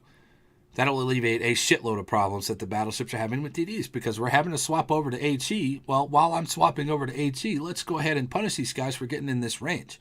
So 6 kilometers, there you go. 6 kilometers, you automatically have manual secondaries attached. Now I can up my accuracy on these boats. Will lower the range to about 8 to 10 kilometers max. Nothing over 8 to 10 kilometers, give or take. You can have national flavor if you want. Germans can still have 10, fine, but nothing over 10 kilometers. 12 kilometers secondaries are ridiculous. And let's up this accuracy on these boats. What's the biggest reason the Germans don't have the accuracy at all, or the dispersion factor at all? Is the fact that they have their secondaries and they're quote unquote tanky. Now you go Right. broadside in a German battleship, everybody here knows that you're going to get smacked up. You're going to get smacked up if you go broadside. Fine. So that's their flavor. You can't have good accuracy and good tank and good secondaries. You can't do it. So let's shit on the secondaries here because that build is a troll and that's not even that good anymore. Let's shit on those secondaries. Let's get rid of the commander skill manual secondaries. Let's give it to everybody at 6 kilometers. Let's go ahead and up the accuracy on these boats under 8 kilometers. So if you really want to push, then you can push and have a good time pushing and not be like, okay guys, I'm 4 kilometers, I'm pushing in here, boom, and now I get one shell hit from 4 kilometers because everything went cross-eyed over the thing. Let's punish these guys that we're actually trying to punish. Thoughts? No, I like it. Just from the beginning of the game, I remember like it was right after open beta happened, and I quickly ground up the American battleship line because I just historically always loved them, and so it wasn't very long till I had North Carolina, and I got gunned down by a destroyer, and I was like, why? I knew exactly what he had. He had a 5-inch gun, and he's just pew pewing me to death, and kept catching me on fire. He's behind an island, and I was like, how come my secondaries can't do that, or somewhere even close to that? Maybe not the range. I get it. The destroyers have to have an advantage in that aspect, but it's like his guns are doing this, but my guns are like all around it, and It's it's like what the hell, and it's like, why are you shooting that island that's like 58 kilometers away? I want it to be at 3 o'clock, and my shells are going to like 1 o'clock and 6 o'clock, and I was like, that doesn't make sense. I well. get it, Now hang on, but because you said at 6 and 3 o'clock. I want to advocate right now that doing what they did with CV AA to sectoring or vectoring secondaries is not a good thing. It's not a good thing. I want manual secondaries on that one target and and I have to control click that target to get it to focus Right. on that target, not a fucking zone, because then that defeats the purpose of manual secondaries at 6 kilometers. Right. And it almost makes me feel like they're like pulling people from one. It's like, what is this, a damn sail ship? You're pulling people from one side to go to the other, and it's like all of a sudden I have more guns and more firepower. What? And then there's a cooldown, and then you have to wait, and then you can do it the other side. So I'm not a fan of that at all. Yeah, But not a fan of it either. whatever. I do like the idea. I don't want, because I play a lot of Destroyer too. I don't want to just sit there and get obliterated at 10 kilometers, but I think if I'm stupid enough to, or ballsy enough, whatever you want to call it, to go within 6 kilometers, I think I should be punished, and Well, there's definitely some that's like punishment, the but you move, also, it's like, you know what, you're gonna blow the crap out of me, but I'm gonna get you. And so it's like a trade, and I think it should be a fair trade, and yeah. it's not really a fair trade right now. I don't think nerfing the destroyers here is a thing. I think the destroyers have been hit plenty. I think as much as I hated the AP nerf to the destroyers, it was probably the right thing to do in the long run after coming back and seeing this thing. Yeah, Uh, I'm not so against it because it did add one thing that no one really ever used, and was the reloader. I I didn't have a use for it. I was like, I'm just gonna use AP the whole time. See, And man, then I used it now all the time. it kind of brings more of a more. I feel like I'm commanding my boat a little bit better and a little bit more now, and bringing that to the table. And it's making me think, about my shots instead of just, one track. Oh, I'll just shoot AP the whole time. Damned if I do and damned if I don't. Right. And so, um, especially with this last ranked season, where I really put that to use in my Jean Bart, All right. and I Well, was like, some oh, some some boats okay, are predetermined for worked this great. thing. I think the Yes, French. I think the French boats. I think the UK boats. I think these are the two that are absolutely fantastic at taking expert loader even before the AP change. And I would take these things. I started to learn that, with John Doe on a Montana, you got a 7-second reload time. Swap over. yeah, it's great. That's impressive, and you can absolutely dominate people with the Montana's HE. Last night we were playing. What were we playing? No, it was the other night. We were playing a Vladivostok, and I put 11,000 damage in, and because of expert reloader. On the HE. Now the next shot on HE was only $2,000, and I hit the same amount of shells because that's a whole nother story about how HE I think is running this game versus Yep. destroyers. But that's a whole nother story. That's a whole other story. Getting back to the point of dispersion,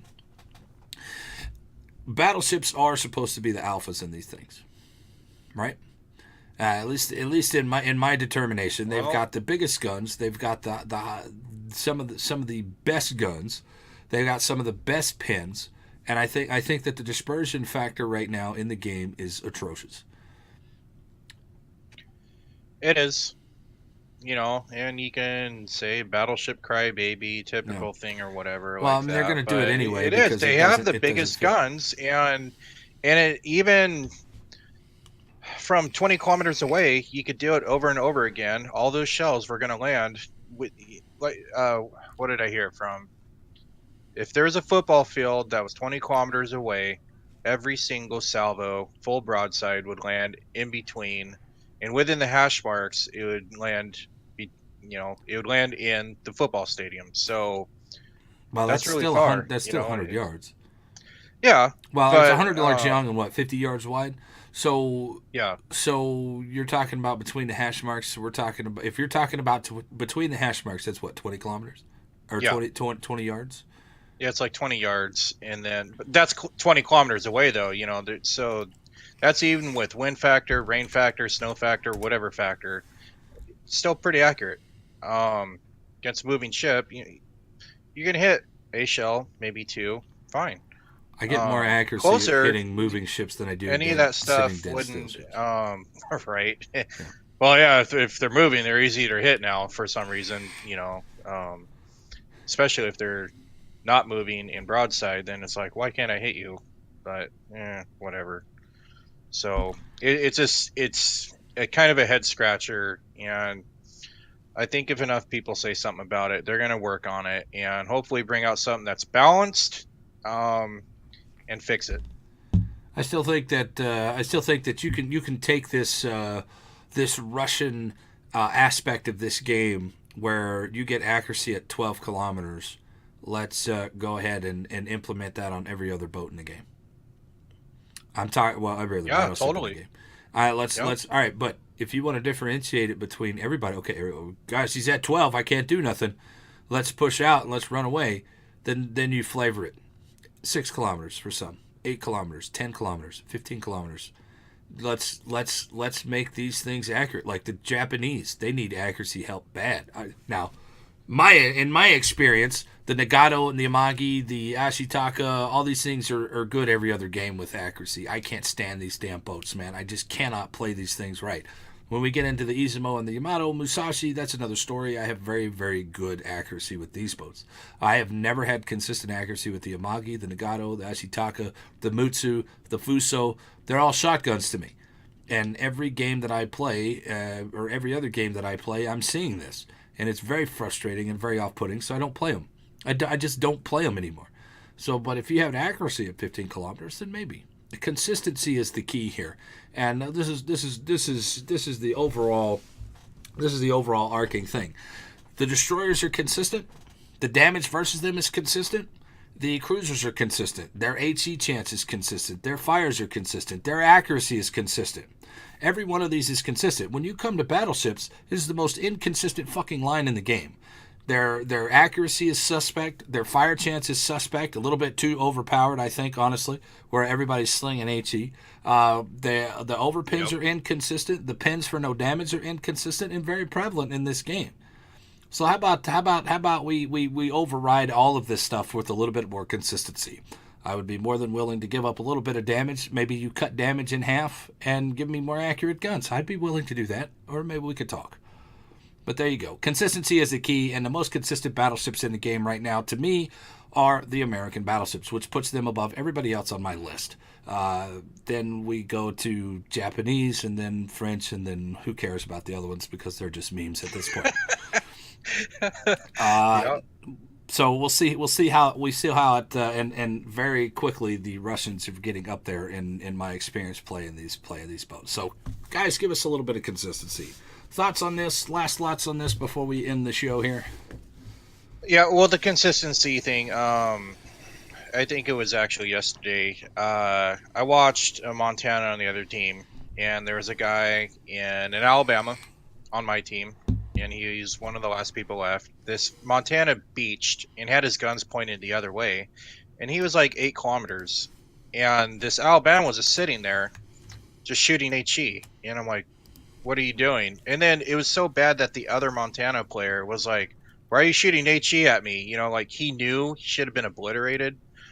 The guy had fired 4 salvos of HE at him, and the Montana just turned his guns around and one shot him right off the map. And so if you think that you have to shoot HE just to get consistent damage, that probably should be saying something. So, um, you know, Now look, it now just hang should. on. What's I that? see what you're getting at here, and I totally agree with it. If you're having to rely on your AT to get damage, then there's something wrong. Now, is it wrong because of the shells? Is it wrong because of what he's doing? There's a couple of factors that we don't know here. Is he shooting at the wrong spots? Is he shooting? Is he taking the bad shots? Is he taking the shots of opportunity where this guy is broadside, so I can chunk this guy down? There's so many different factors. HE is one consistent thing about the game right now is that you can pretty much get damage no matter what you do. Albeit a fire, you can get bonus damage or that alpha to knock out half of their fucking ship, which I think is stupid. But that's another story. So where's the actual consistency in the battleships then? Good question. Now, Where is it? The only consistent thing about them is inconsistency. Guys, if y'all have any questions, comments, or concerns here about anything that we talked about, at SirVenomIK right here in the channel.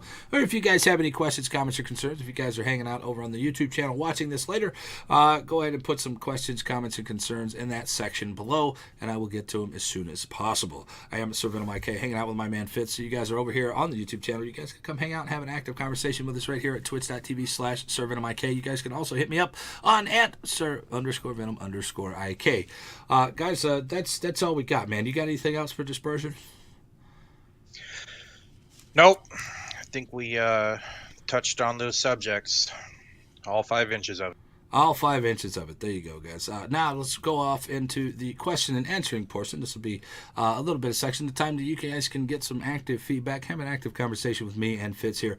If you guys have any questions, go ahead and type them in now. I do have a couple of questions that we've been saving up for a little bit, and let's go ahead and get into these questions here.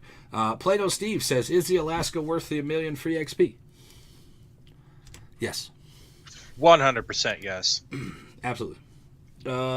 Salty Haddock Face says the level of game skill has dropped since Steam has got involved. Haven't played in 2 weeks and I really can't drag myself back. But I have some of the best ships, but it's all meh. Will be selling my account on eBay soon. Number one, selling your account is against the terms of service and you can be permanently banned, but if you're selling it, I don't think you really care. You might as well keep it because eventually you will come back no matter what, because this game is good. Now, we always saw Fitz, we always saw people that were terrible. We always had bad games, even before Steam. It's not Steam now, just adding more population. And more population means good for us. That means more people are being played, more times that we can have those shitty players playing against us, so we can absolutely dominate. Look like gods. Yeah. That's the only reason why Gods is playing this game at all, is because it's on Steam. Now I can't wait to play against Gods again, so I can absolutely destroy him. On the other end of that, I have seen a mentality shift in the player base to where the 1%ers are getting more of the 1%, and the rest of the shitters are getting even more shittier. I have seen a great shift in this. So the good players are going to get better, and the bad players are going to be more noticeable. And that's any life cycle of a game. The people come in, they're shitty, then they get better, and then they become the part of the 1%, and then the population grows, and the 1% gets bigger, or the 10%, or whatever, however you want to categorize it. I'm part of the 5% because 5 inches, and we're pretty average people. We want to help these people get better, but unless they are willing to sit and fail and learn, they're never going to get better. If that makes sense. No, it's absolutely true. And then another thing, because you play, you're in a tier 10 match, and immediately starts. What happens? Oh, FUMM or FUWG. I see it all the time. And then me and I don't know, I'll do some snarky comment on there, and it's like, without even looking, let me guess, you're tier 8. Yep. Yeah, why am I the only tier 8? Or how come there's only 2 tier 8s on this team? And it's like, until the population gets bigger, you're gonna see that, and like it happened to me, and it still happens, and so happens all the time. I mean, if we get more people playing, then yeah, we're gonna have tier 10 against tier 10, or if you just play tier 10 all the time, you can't be bitching about how getting under tier. Yep. But I say that too. I was like, hey, if you play tier 10, you'll never be under tiered. And they're like, oh, it's usually someone in a Bismarck too, which is funny, but they're like, I don't have the FDG yet, and I was like, oh, okay, well, good luck on the grind, and I hope it gets better for you, and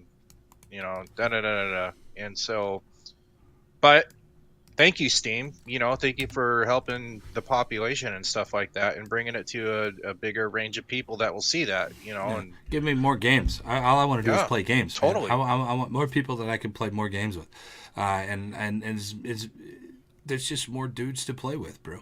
And man, I'm all about playing with the dudes. That's right. More dudes the better. But I'm like you, and I've always been like you. I enjoy helping someone get better. I really do. Yeah.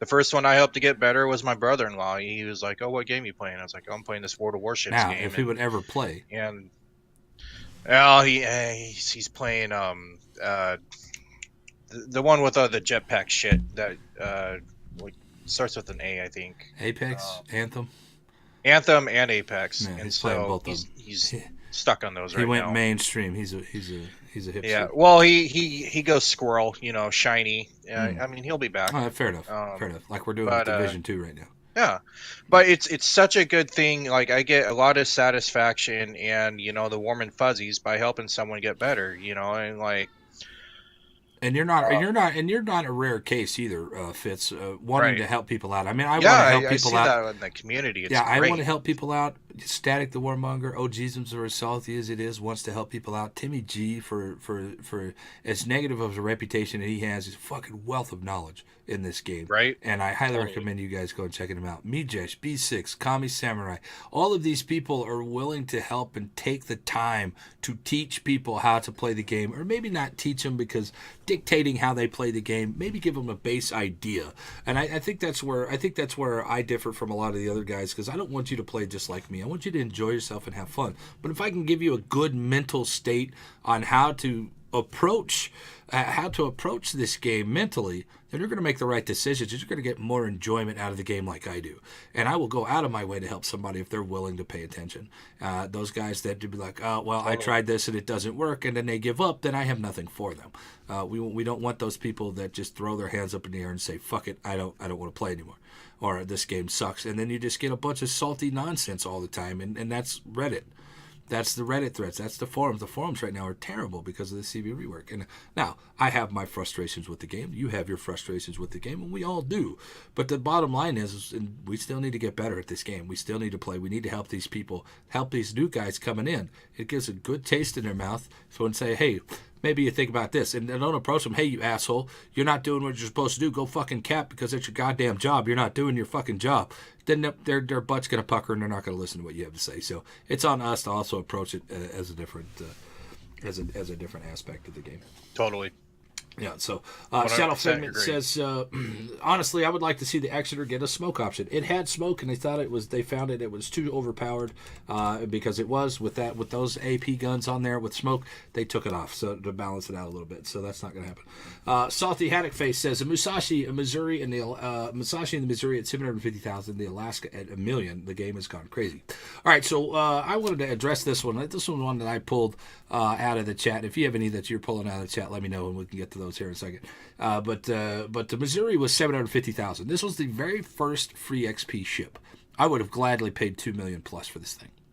So if they're putting it out there and they're saying that, hey, okay, maybe we've made a mistake and they up it a little bit, that's fine, because the Alaska's worth 1 million. Wait till they put out a tier 9, another tier 9 battleship, or a tier 10 battleship that's 4 million. Just wait. Just wait till they do this because they have that option. I think 750,000 was not enough. I think 1 million is okay. I think 1 million is okay. 750,000 for a DD at tier 9, sure, fine. I'll do that. 1.5 million, maybe, depending on how good it is. But I think that inflation and okay, well, we made a mistake. This should have been a lot more. Now let's rectify that mistake in the future. I think I'll be more than willing to pay whatever they want to because I have nothing left to buy with my free XP. This is the only reason for me to use free XP is to get these things. I don't have a problem with them charging more. Thoughts? Yeah, with what the Missouri does. Well, you also got to think about the time in the game that it was released, and how many people actually thought about saving their free XP Not many. before that. Not many. I used mine. I played the game a lot though, so it wasn't that hard for me to get it. And then they did give an incredible amount of time to get that ship, and so what sucks is that the newer players don't get to experience it unless the Christmas crate thing, which is a whole another thing. But right now, if they re-released that option for the Missouri, 2 million, totally with everything that it gives you, and it's a great ship. it's totally worth that. Uh, so the 1 million for the Alaska, it was nothing to me. I had 2 million saved up. I don't care. I was like, Hmm. all right. Oh, I still got 1.3 million left. Yeah. Um, I mean, there's so people out there with tens and tens of millions of free yeah, XP. Let's eat totally. into some of those things, and I'm fine with that. Now, for some people that don't play as much as we do, there's a year to get 1 million free XP. You have a Yep. year. The Missouri was out for Yep. a full year for 750,000, and if you can't get that in 750,000 in a year, then hey, buddy, then maybe you should play more or not care and not complain when you didn't put forth the effort to actually put it out there. So there you go. Yeah, so get some ships that you like. Here's an easy way to do it. Get some ships you like. Get your first one of the day bonus.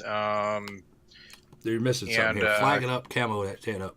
flagging up, camoing up, all that stuff. And you can get those out of the arsenal now too, so it's Yep. super easy. Super easy to do. And just, I mean, maybe 5 games a day or something like that, you'll get it. Mhm. If you do well, don't sit there and get 500 damage and then last place on the team. It's not going to help you out, but it's totally attainable and it's not that bad. It's 1 million free XP. I can get it in I a could do it in a month. month. Yeah, Yeah. easily. I could easily do it in a month. I mean, And during I the don't play as 24, much as a lot of people. I play more than a lot of people, but I'm not, we I'm gained not sitting here. 150,000 free XP during the last 24-hour stream. Yeah, see, there you go. 100, and that's from having about 8 hours of actual good gameplay, and the rest of it just kind of fucking off because I'm tired. But other than that, 150,000, you could do it easily. It's not hard. It's not hard to do to get Not free at all. XP in this game. All right, so Kilroy Rip says the fear that the BB skippers in chat when they're kamikaze in battle always cracks me up. Matt pings galore. We were talking about overpowered chips here. The kamikaze is ridiculous. The amount of torpedoes that they can with a 5.4 kilometer detection at that tier is very strong. But I totally agree. I'm one of those guys. Hey, here he is. Ping, ping, ping, ping, ping, ping, ping. Here's the guy. Come focus this guy. Get him off of my butt. There you go. Shattuck Hattie Face, Salty Haddock Face says Belfast has nearly always played in a division with another smoke ship. It's overpowered. Give Exeter smoke, and it's a Belfast. I find the Belfast, like we said earlier, it's a little bit weak if it doesn't have spotting, but if it does have spotting, it's probably one of the best ships in the tier. I still think the Fiji's a little bit better, but it's more consistent. There you go, back to the theme of the show. Mr. Swell says, yes, it's a superb MI6 agent. I used to love it when Venom and I first got them. We would be like war maps from the Pacific Theater advancing on the enemy island by island. That's right. We would push island by island. We would go to this first island. Okay, guys, it's cleared up. We can push to the next one. Okay, I got smoke. You got smoke. Let's Fitz was our DD. He would go out there and play his Bliss or his Sims or whatever and spot for us, and we would just absolutely dominate games with it. It's very strong. It's very strong. I think it's lost a little bit with the smoke change, though. And if you're allowed to play it like that, then yeah, it is a strong ship. But solo, good luck. Spectre 977 says Belfast was a super ship that year that we had the tier 7 rank. Also, that was I sit there and I refer to how bad tier 7 ranked was. It was so frustrating for me as a destroyer, wanting to be a destroyer player in that thing, with not being able to spot these guys in their smoke, and they have just ridiculously overpowered, and then their tier 7 battleships are terrible at the time, and they're still terrible now, but they're getting better. There was no consistency on the battleship point, so the cruisers pretty much ran dominant. And you see that a lot at tier 10 ranked as well. But that was before the smoke change as well. So maybe it'll be different if they do it again. And I would be willing to play another tier 7 rank season, just to see how it would differ now with that smoke change. Yeah, especially with all the games you've played since then. That was see back the way meta early, change, man. you know? That was my salty period. Yeah. My God. And of course, I was also moving at the same time. We moved from Texas to Oklahoma and then back, and it was a fucking stressful time. Anyway, Dumax said it didn't work last night. Clan battles. We're talking about the cross clan battles. It didn't work last night. Apparently, I don't know anybody who's actually playing it. So, Jesus Loves You says Cossack is a very good boat, but suffers in tier 10 games with 2 CVs. Yes, we did talk about that. TCVs on the Cossack Cossack just sucks when it comes to anti-air. Everything else about that boat is god tier, but anti-air sucks.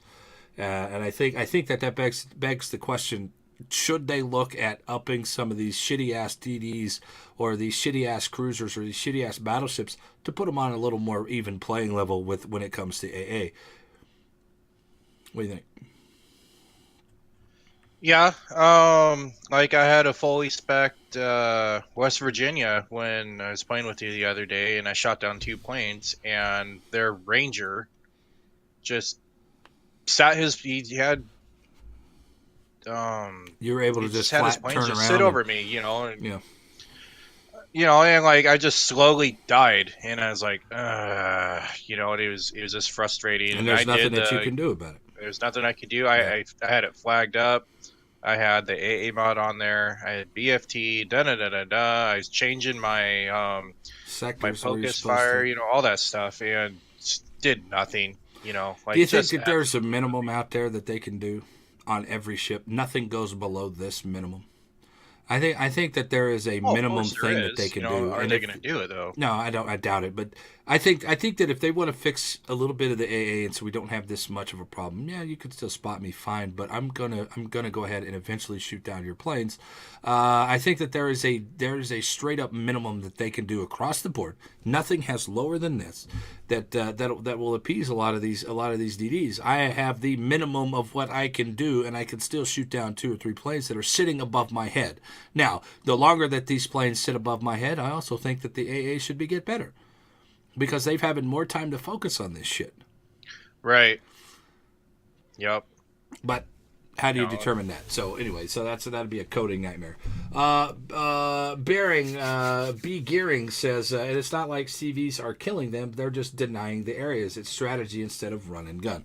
No, I totally understand the strategery, but it's if you're taking away the ability away from people to actually play the game and do their job, then you're causing more stress from the team to that DD. You're not doing this. You're not doing this job. I can't fucking do my job because a goddamn CV is above me. And there's nothing I can do because there's no counter CV play to come defend the planes anymore. So basically, CVs run roughshod over the entire game, and they can pretty much do whatever the fuck they want to because there's no counter to CVs anymore. This is the biggest downfall that I have seen in the CVs is that they pretty much do whatever the fuck they want to, and unless you have good AA, you're just gonna let them, and then it's just like, okay, here you go, come on in, take my fucking monitor, take my computer, I mean, because there's nothing that you can do. Right. So because of there's no counter CV play anymore, how good are the CVs? How good is that one player? Now we're basing stats solely on damage. We're basing it solely on damage. So is this guy going to play for the team now, or is he going to play for his fucking damage? So how good of a CV are you? I don't care anymore. I don't care about people who have this. This goes back. This goes back even further here. Let's break this down real quick because this is a whole topic of conversation. I don't give a shit if you're the top CV player ever again. I don't care if you're Gaishu. You mean zero to me. I think your stats are superficial and very selfish now. Not just Gaishu. I know Gaishu and the Gaishu's a good dude, and I'm not trying to call him out, but how good are your stats now? If I'm the number one Ranger player in the league, I don't give a fuck. You have nothing to kill you. I don't care how much damage you get because you're playing as a selfish game. There's no team aspect to CVs anymore. It's all selfish. It's all about me, me, me, me, me. And so I find that CV stats out there are useless. And I don't care if anybody wants to come into my channel and say that they're the best CV player in the fucking world. I'll be like, I don't give a fuck if you're the best CV player in the world or not, because now there's nothing to counter you. How good are you? And I'm the best Conqueror player in the world too. While I'm at it. Conqueror players. Do you remember that guy? That guy came into my channel one time saying, "Hey, I'm the number 3 best Conqueror player on the NA server." And I'm like, That's it's a exactly fucking what I was Conqueror. Who thinking of. gives a shit? Who Yep. cares? It's a Conqueror. All you have to do is sling HE and you're done. And so is that skill? No. Is it skill because this guy's getting thousands and thousands and hundreds of thousands of damage in his CV? No, because what is he doing for the team? Not much. Doesn't seem like he's doing much because there's nothing that anybody can do against him. He's pretty much running roughshod. And the only person that can do anything is himself, and he's beating himself, running himself into AA. Yep. So how good is that CV player if all he's doing is playing by himself? So there you go. Either way, sorry about that. I went off on a big long tangent there. Sir, do you agree? Don't you dare argue for a battleship buff. The cruisers and DD mains will flood Reddit and forums with salty tears. I give two shits about what Reddit does. I really don't care what Reddit does. There's got to be some kind of consistency. Every other boat in the game is consistent except for battleships. And the only consistency is the inconsistency on the fucking dispersion. And that's not really saying a buff, just help the dispersion out a little bit. That's it. Yeah. Is that a buff? Whatever. I don't know. Is it a buff? I think it would be. I think it would bring it in line to where these cruisers punish the shit out of battleships with HE damage. Now let me punish those guys with my AP. Let me punish these guys when I should be punishing them and consistently punishing them. Force them to change instead of me going out to fucking 18 kilometers because I can't do anything about it. I can't disengage anymore. I can't go into smoke and disengage. There's nothing that I can do. So I'm just at the mercy of it. And the attitude that you get from the community or from when you talk to people, it's like, well, they're designed to counter the deal. Fine. Well, I'm there to counter fucking cruisers, so let me goddamn do it. Blah, blah, blah. Even bigger issue than overpinning is pinning for 0 damage. That is complete bullshit. You either pin and do damage or you don't. I think a lot of this would be alleviated. Mr. Erickson sent that in. Thank you for the comment. I think a lot of this would be alleviated if they would show me where I'm hitting that fucking guy. Show me where I'm hitting this guy. Because I'm like, hey guys, I'm flat broadside on this guy. How did I get a pin for 0 damage? I have no idea. What am I fucking hitting? Apparently I'm hitting a barbette or something. Or I'm hitting a fucking gun encasement. I don't know. Show me where it is, and then it would alleviate a lot of that fucking problem. Well, I got a pin, but I pinned this thing that has 0 hit points. You know what? How hard do you think it would be for something to come up on your screen, like where you actually hit the ship? Show on this dummy where the evil battleship touched you. Right. That's fucking good. Just touching. Yeah, there you go. We all love. I know other games. I've never played War Thunder, but I've heard about War Thunder before. And they do something like this on War Thunder? I haven't played it. So I've never played it. So, and I'm not advocating.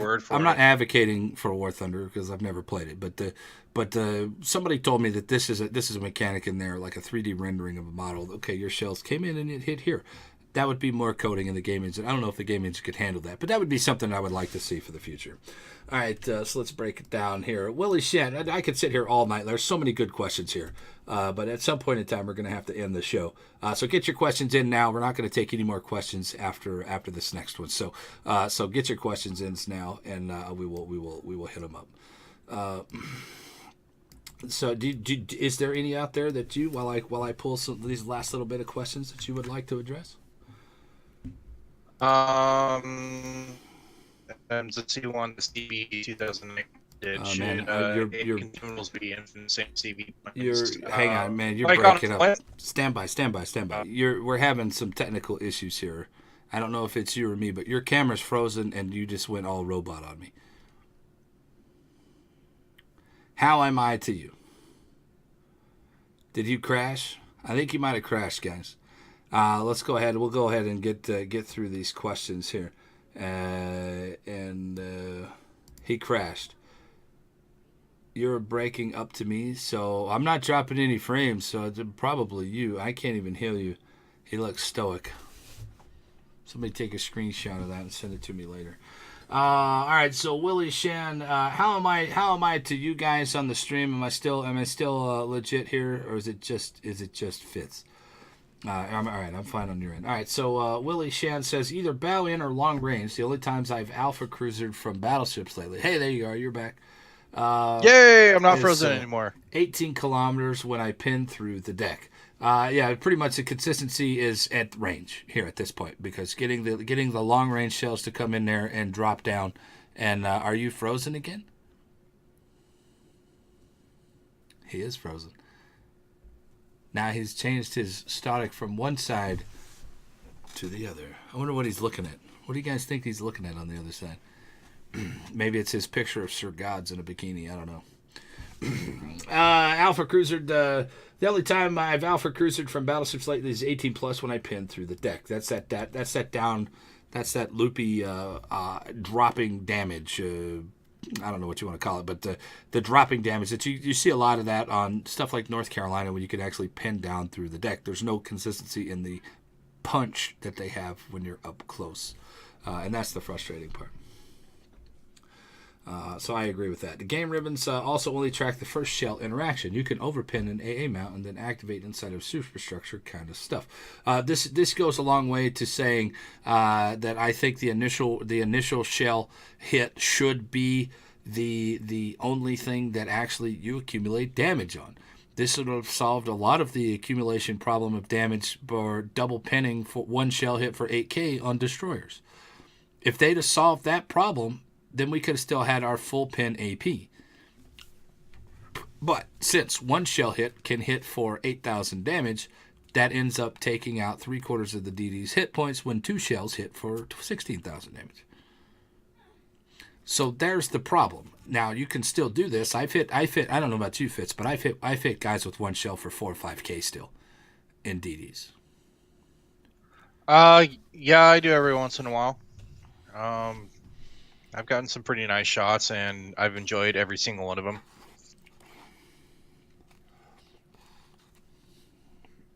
That guy didn't enjoy it, but that was the overall problem with AP to begin with. It was the double damage for one pin, as opposed to fixing the issue. Yep. So what did they do? They just netted it straight down to the fucking ground.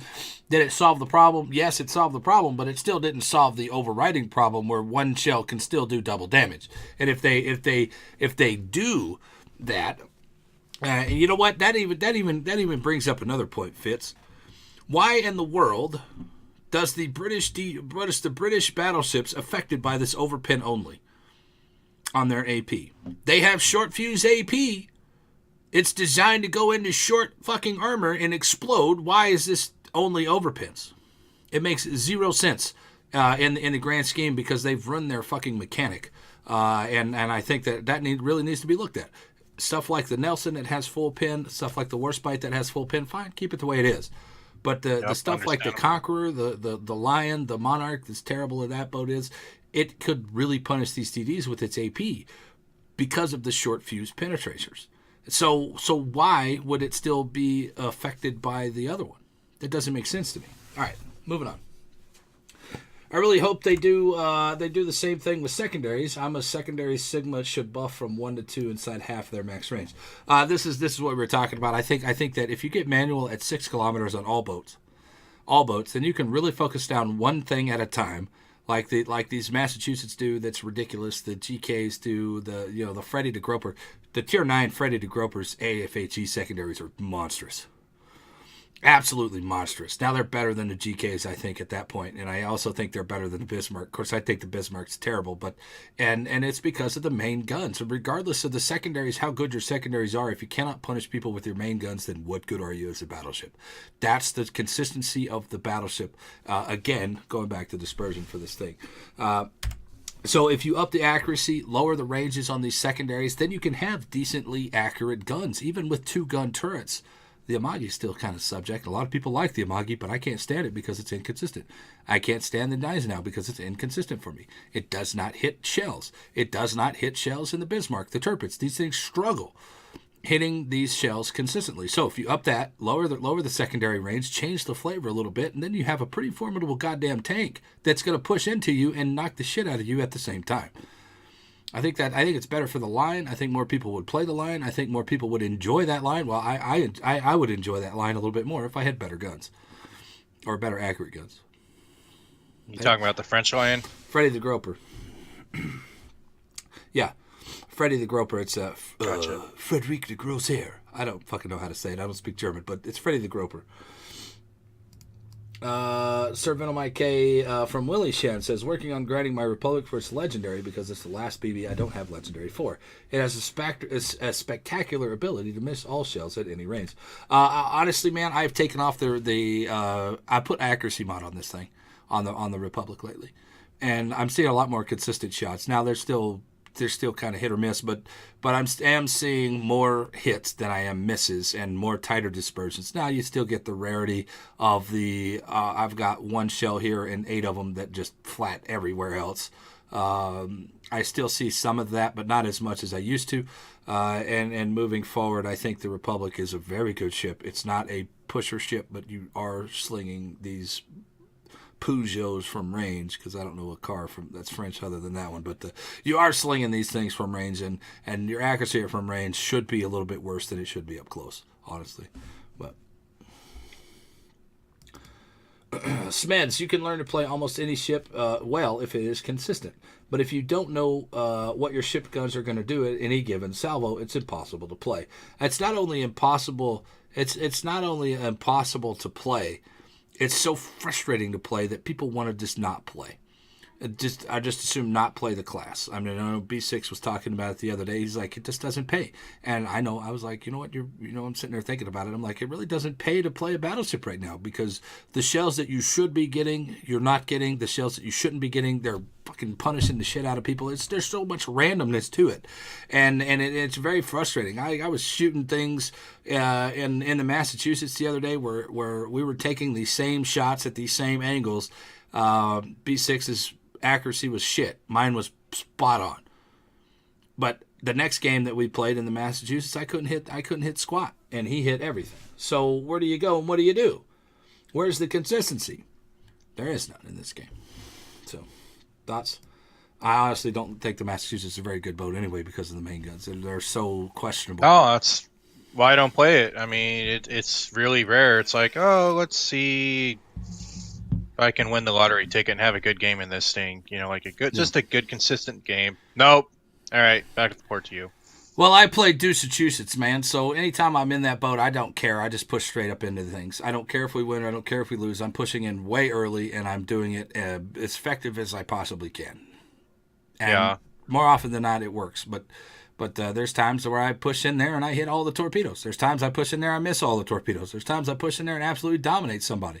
I put 15 Citadels in that game that we had with B6 in the Masquerados event, 230,000 damage, and 200 plus secondary hits. I mean, so there's games that it just absolutely dominates and shines.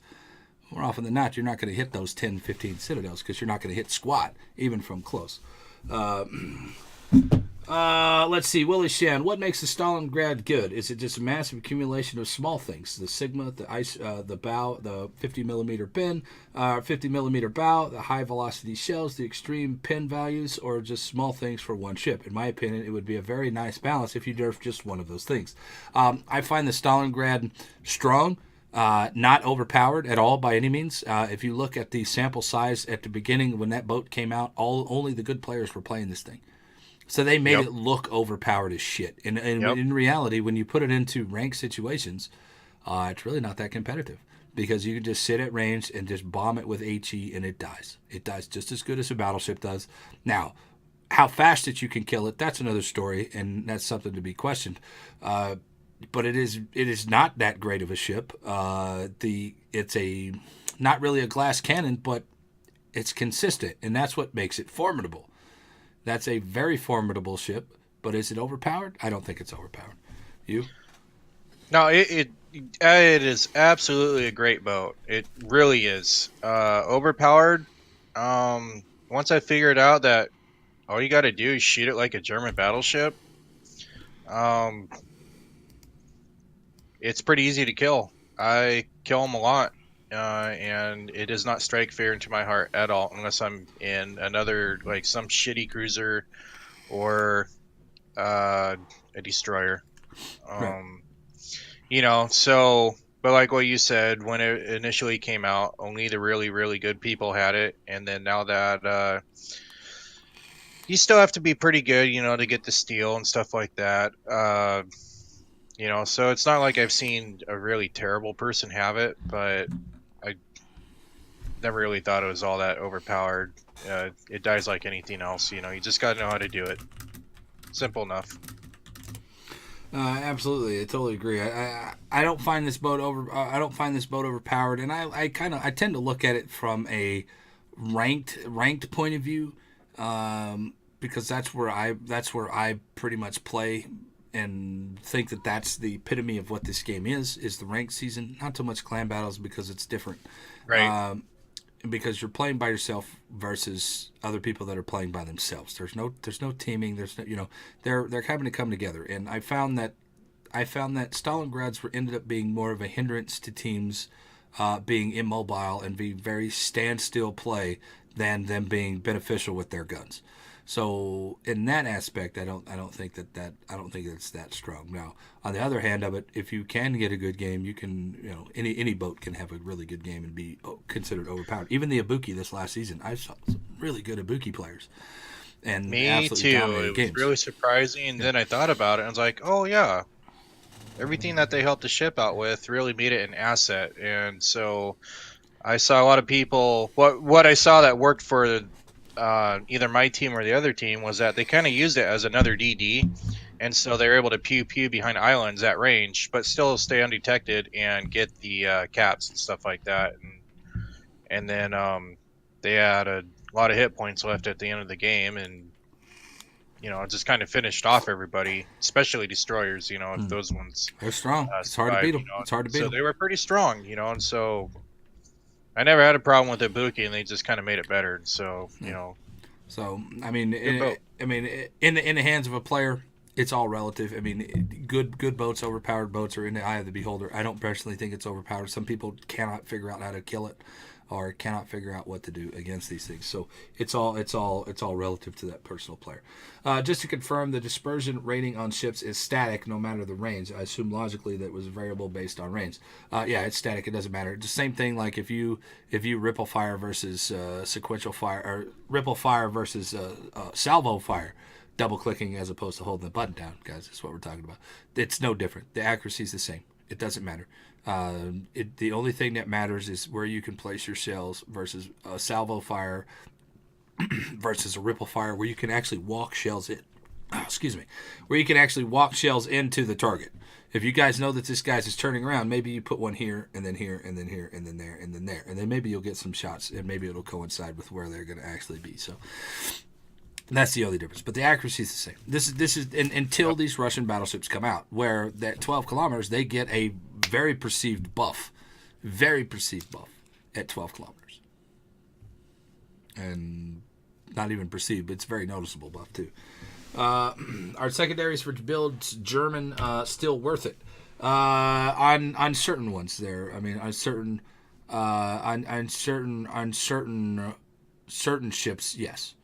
The Freddy de Groper, probably the only thing that it's good at. Its guns are still double turret guns, and double turret guns at tier 9 just struggle to be consistent enough because there's so much more factors. When you have a triple gun turret, all right, let's just look. When you have a double gun turret like this, you have it going off all these different directions, right? You have a chance of one or two shells actually overlapping and going in side by side, right? When you have a triple gun turret, you make up for some of that incompetence of the double gun turrets. You end up shooting shit like this, or you end up shooting shit like that. So you become more consistent with your shells. You have shells that come out like this as opposed to come out like this. So now you have the opportunity to hit these middle two shells.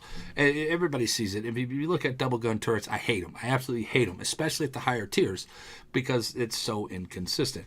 On the bottom, on the other side of that, triple gun turrets, they're better unless they're German, and then they just still can't hit the wall. So whatever. And even on the Roma, that has triple gun turrets in the Massachusetts, it still can be pretty bad. You could see it. But the less you have less margin for error on triple gun or double gun turrets than you do on triple gun turrets. There's more margin for error on triple gun turrets than there is on doubles. If you miss, you're going to miss on doubles. Period. If you miss on triples, you still have a chance to hit something. Stuff like that. If that makes any sense. But yeah, going back to the question, the secondary builds on German side, not really. I mean, there's a few ships that you can use them on. The Freddy, if you want to troll, the GK, the Bismarck. I mean, there's really the only thing that it's really good at is that secondary spec build. Other than that, is it really worth it? And I think the secondary builds have kind of come and gone. They had their heyday, and I think they've been power crept down a little bit. They can still be pretty strong at certain times, but it's very situational at best anymore. What do you think? Yeah, there's too many pew pew boats to punish at now, and so before I started working with the Eisenhower, you could do that, and you can see somewhat see a difference. And then of course the Bismarck is where it actually became strong. But I don't care for it really. I don't think it really gives you an advantage too much because you're taking too many points away from your captain skills, in my opinion. So to each their own. If you like to do it, by all means. But for me, negative.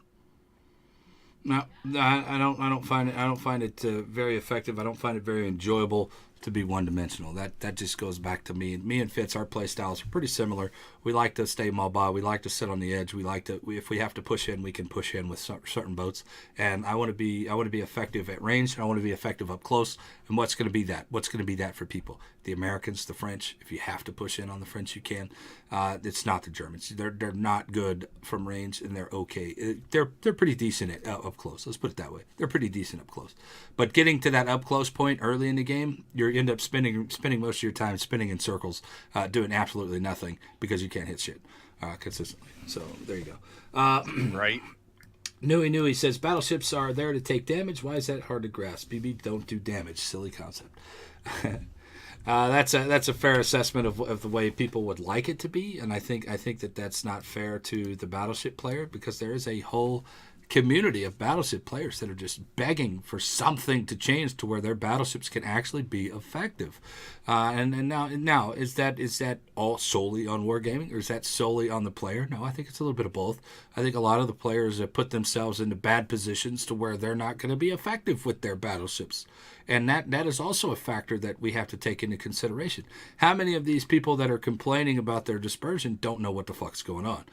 Where are you shooting at? Where are you shooting from? Are you shooting at right at the waterline and you're dropping your shells short? Are you shooting high and then he turns in and you spray into his steel? So I mean, there's a whole lot of different things. But what the dispersion that we were talking about today was under 10 kilometers. I should absolutely obliterate 90% of what I shoot at. I should hit 4 or 5 shells every time I fire. That's just me. So they're doing it with the Russians. Why not we do it with everybody else? Any other questions that you wanted to tackle? Yeah, before I went robot and took a shit, or I mean, I was staring at God's picture. I was trying to say what CB 2019 said. Should AA consumables be infinite, same as CB planes? And I was thinking of like what the Flint has. No. They shouldn't. Because that would it would. I mean, in a perfect world, everyone would say, "Yeah, let's do it." And no, you can't. You just can't. No way. Not yet. No, and in this thing, they have their damage. The CB's damage is so minimal at tier 6 and below. Tier 6 and below. And now you can make an argument for tier 10 because I've gotten hit 3 times on these goddamn midway planes, and there's really not much that you can do to dodge these midway shots on these bombers, and they take 8, 10,000, 12,000 damage off of a DD, and it's a little much. It's a little much. I got hit by 30,000 damage in my ZAL, my first game ever in the ZAL Fitz, by a midway bombs, and there was nothing that I could do. I shot down one plane, and he dropped on me 3 times. 10,000 apiece. Well, relative average of 10,000 apiece. So these guys at tier 10, they do a lot of fucking damage. I think maybe we can think about it at tier 10 on some of these boats. Not all of them, but some of these boats. But at tier 6, at tier 4, no, not at all. No, I mean, like the flood damage is like you get one flood minimal. It's like the chances half for of a floods fire on the lower now. tiers are so bad. And then to get double floods, where it's actually starting to do something. Well, it doesn't last long anyway. You're basically going to kill all that damage back. So to absolutely just shit on the planes and you can hate on CV players all you want, but you got to give them a chance to have fun too. Yeah, totally because agree. It's part of the community, and I think everybody likes a different thing. So I think the damage that the CBs do, other than the tier 10s a whole nother ball of wax and a ball of goo. I still don't like seeing tier 10 CVs at tier 8. I think they're a little bit strong. They've always Right. been way too strong. Even in the previous aspect, when you can sit there and one drop somebody and remove them from the game before they can even get to a cap, I think that's a little bit broken. Which is what you see a lot in tier 10 now. They just absolutely dominate the fucking destroyers, and it's frustrating for that destroyer. He's not being able to play, so you're taking his ability to play out of his own hands, and I don't like that aspect. Let me die on my own. I'm fine, whatever, but don't make it to where I can't play at all. Then you get the rage flips, and you get flip the tables, you get the uninstalls and shit, because what's the point of playing if you're in tier 10 all the time and there's a CV in every fucking game? I have seen a lot of the CVs out there, not too many of them anymore, which is great, which is back to the way it used to be. Every once in a while you'll see a CV. Then every once in a while you get that double CV game at tier 10, and then it's fucking, your life is miserable for 20 minutes or 18 minutes or whatever. That's just one of those, hurry up and fucking kill me so I can go off and do something else. That's always a frustrating factor. But I think that if they go ahead and make that decision, which I know that they were talking about it, make that decision, +1, -1 for CVs, then the tier 8 destroyers, and tier 8 would be a lot of alleviation in that frustration because of CVs.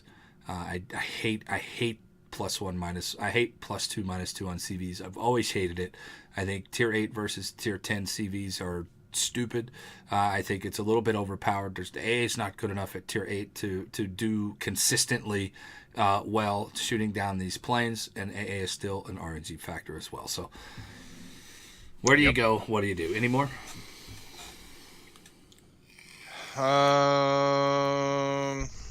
At Fatso's Bad Touch, Vancouver, British Columbia. There. Make it. But anyway, guys, that's going to do it for us right now. Thank you very much for watching. I am Sir Venom IK. That man right over there is fitzNUrAft. You guys can catch him here pretty much all the time whenever I'm streaming chips. I do appreciate you guys for hanging out. That is episode 20 of Across Your Bow podcast in the books. If you guys have anything or want to continue this conversation, we are going to play some games here in a little bit. But I'm actually going to go off and play some Division 2, as it is now day 2 of early release, so I'm going to go jump onto that. So if you guys want to continue this conversation anytime, and you guys want to do it while we're playing Division 2, you guys are more than welcome to hang out here, twitch.tv/SirVenomIK. Anything that we talked about today, I will have in the link in the comment section below over on the YouTube channel. I am Sir Venom, and that is it, man. Don't forget, next week we will have Virtual Senpai on Tuesday, which is, hold on, let me give you that day. That is the Tuesday the 19th, right here at 7 p.m. U.S. Central Time. We will talk about whatever's going on next week. And then also Friday the 22nd, right here at twitch.tv/SirVenomIK, we will do a 24-hour stream celebrating 5 years of being a streamer and 1 year of being a full-time partner. And hopefully we're pretty close. We're about 50 followers away from 11,000 followers here in the channel. So you guys come be a part of that. I've got giveaways to do. We've got some Steam cards, possibly some Steam cards to give away.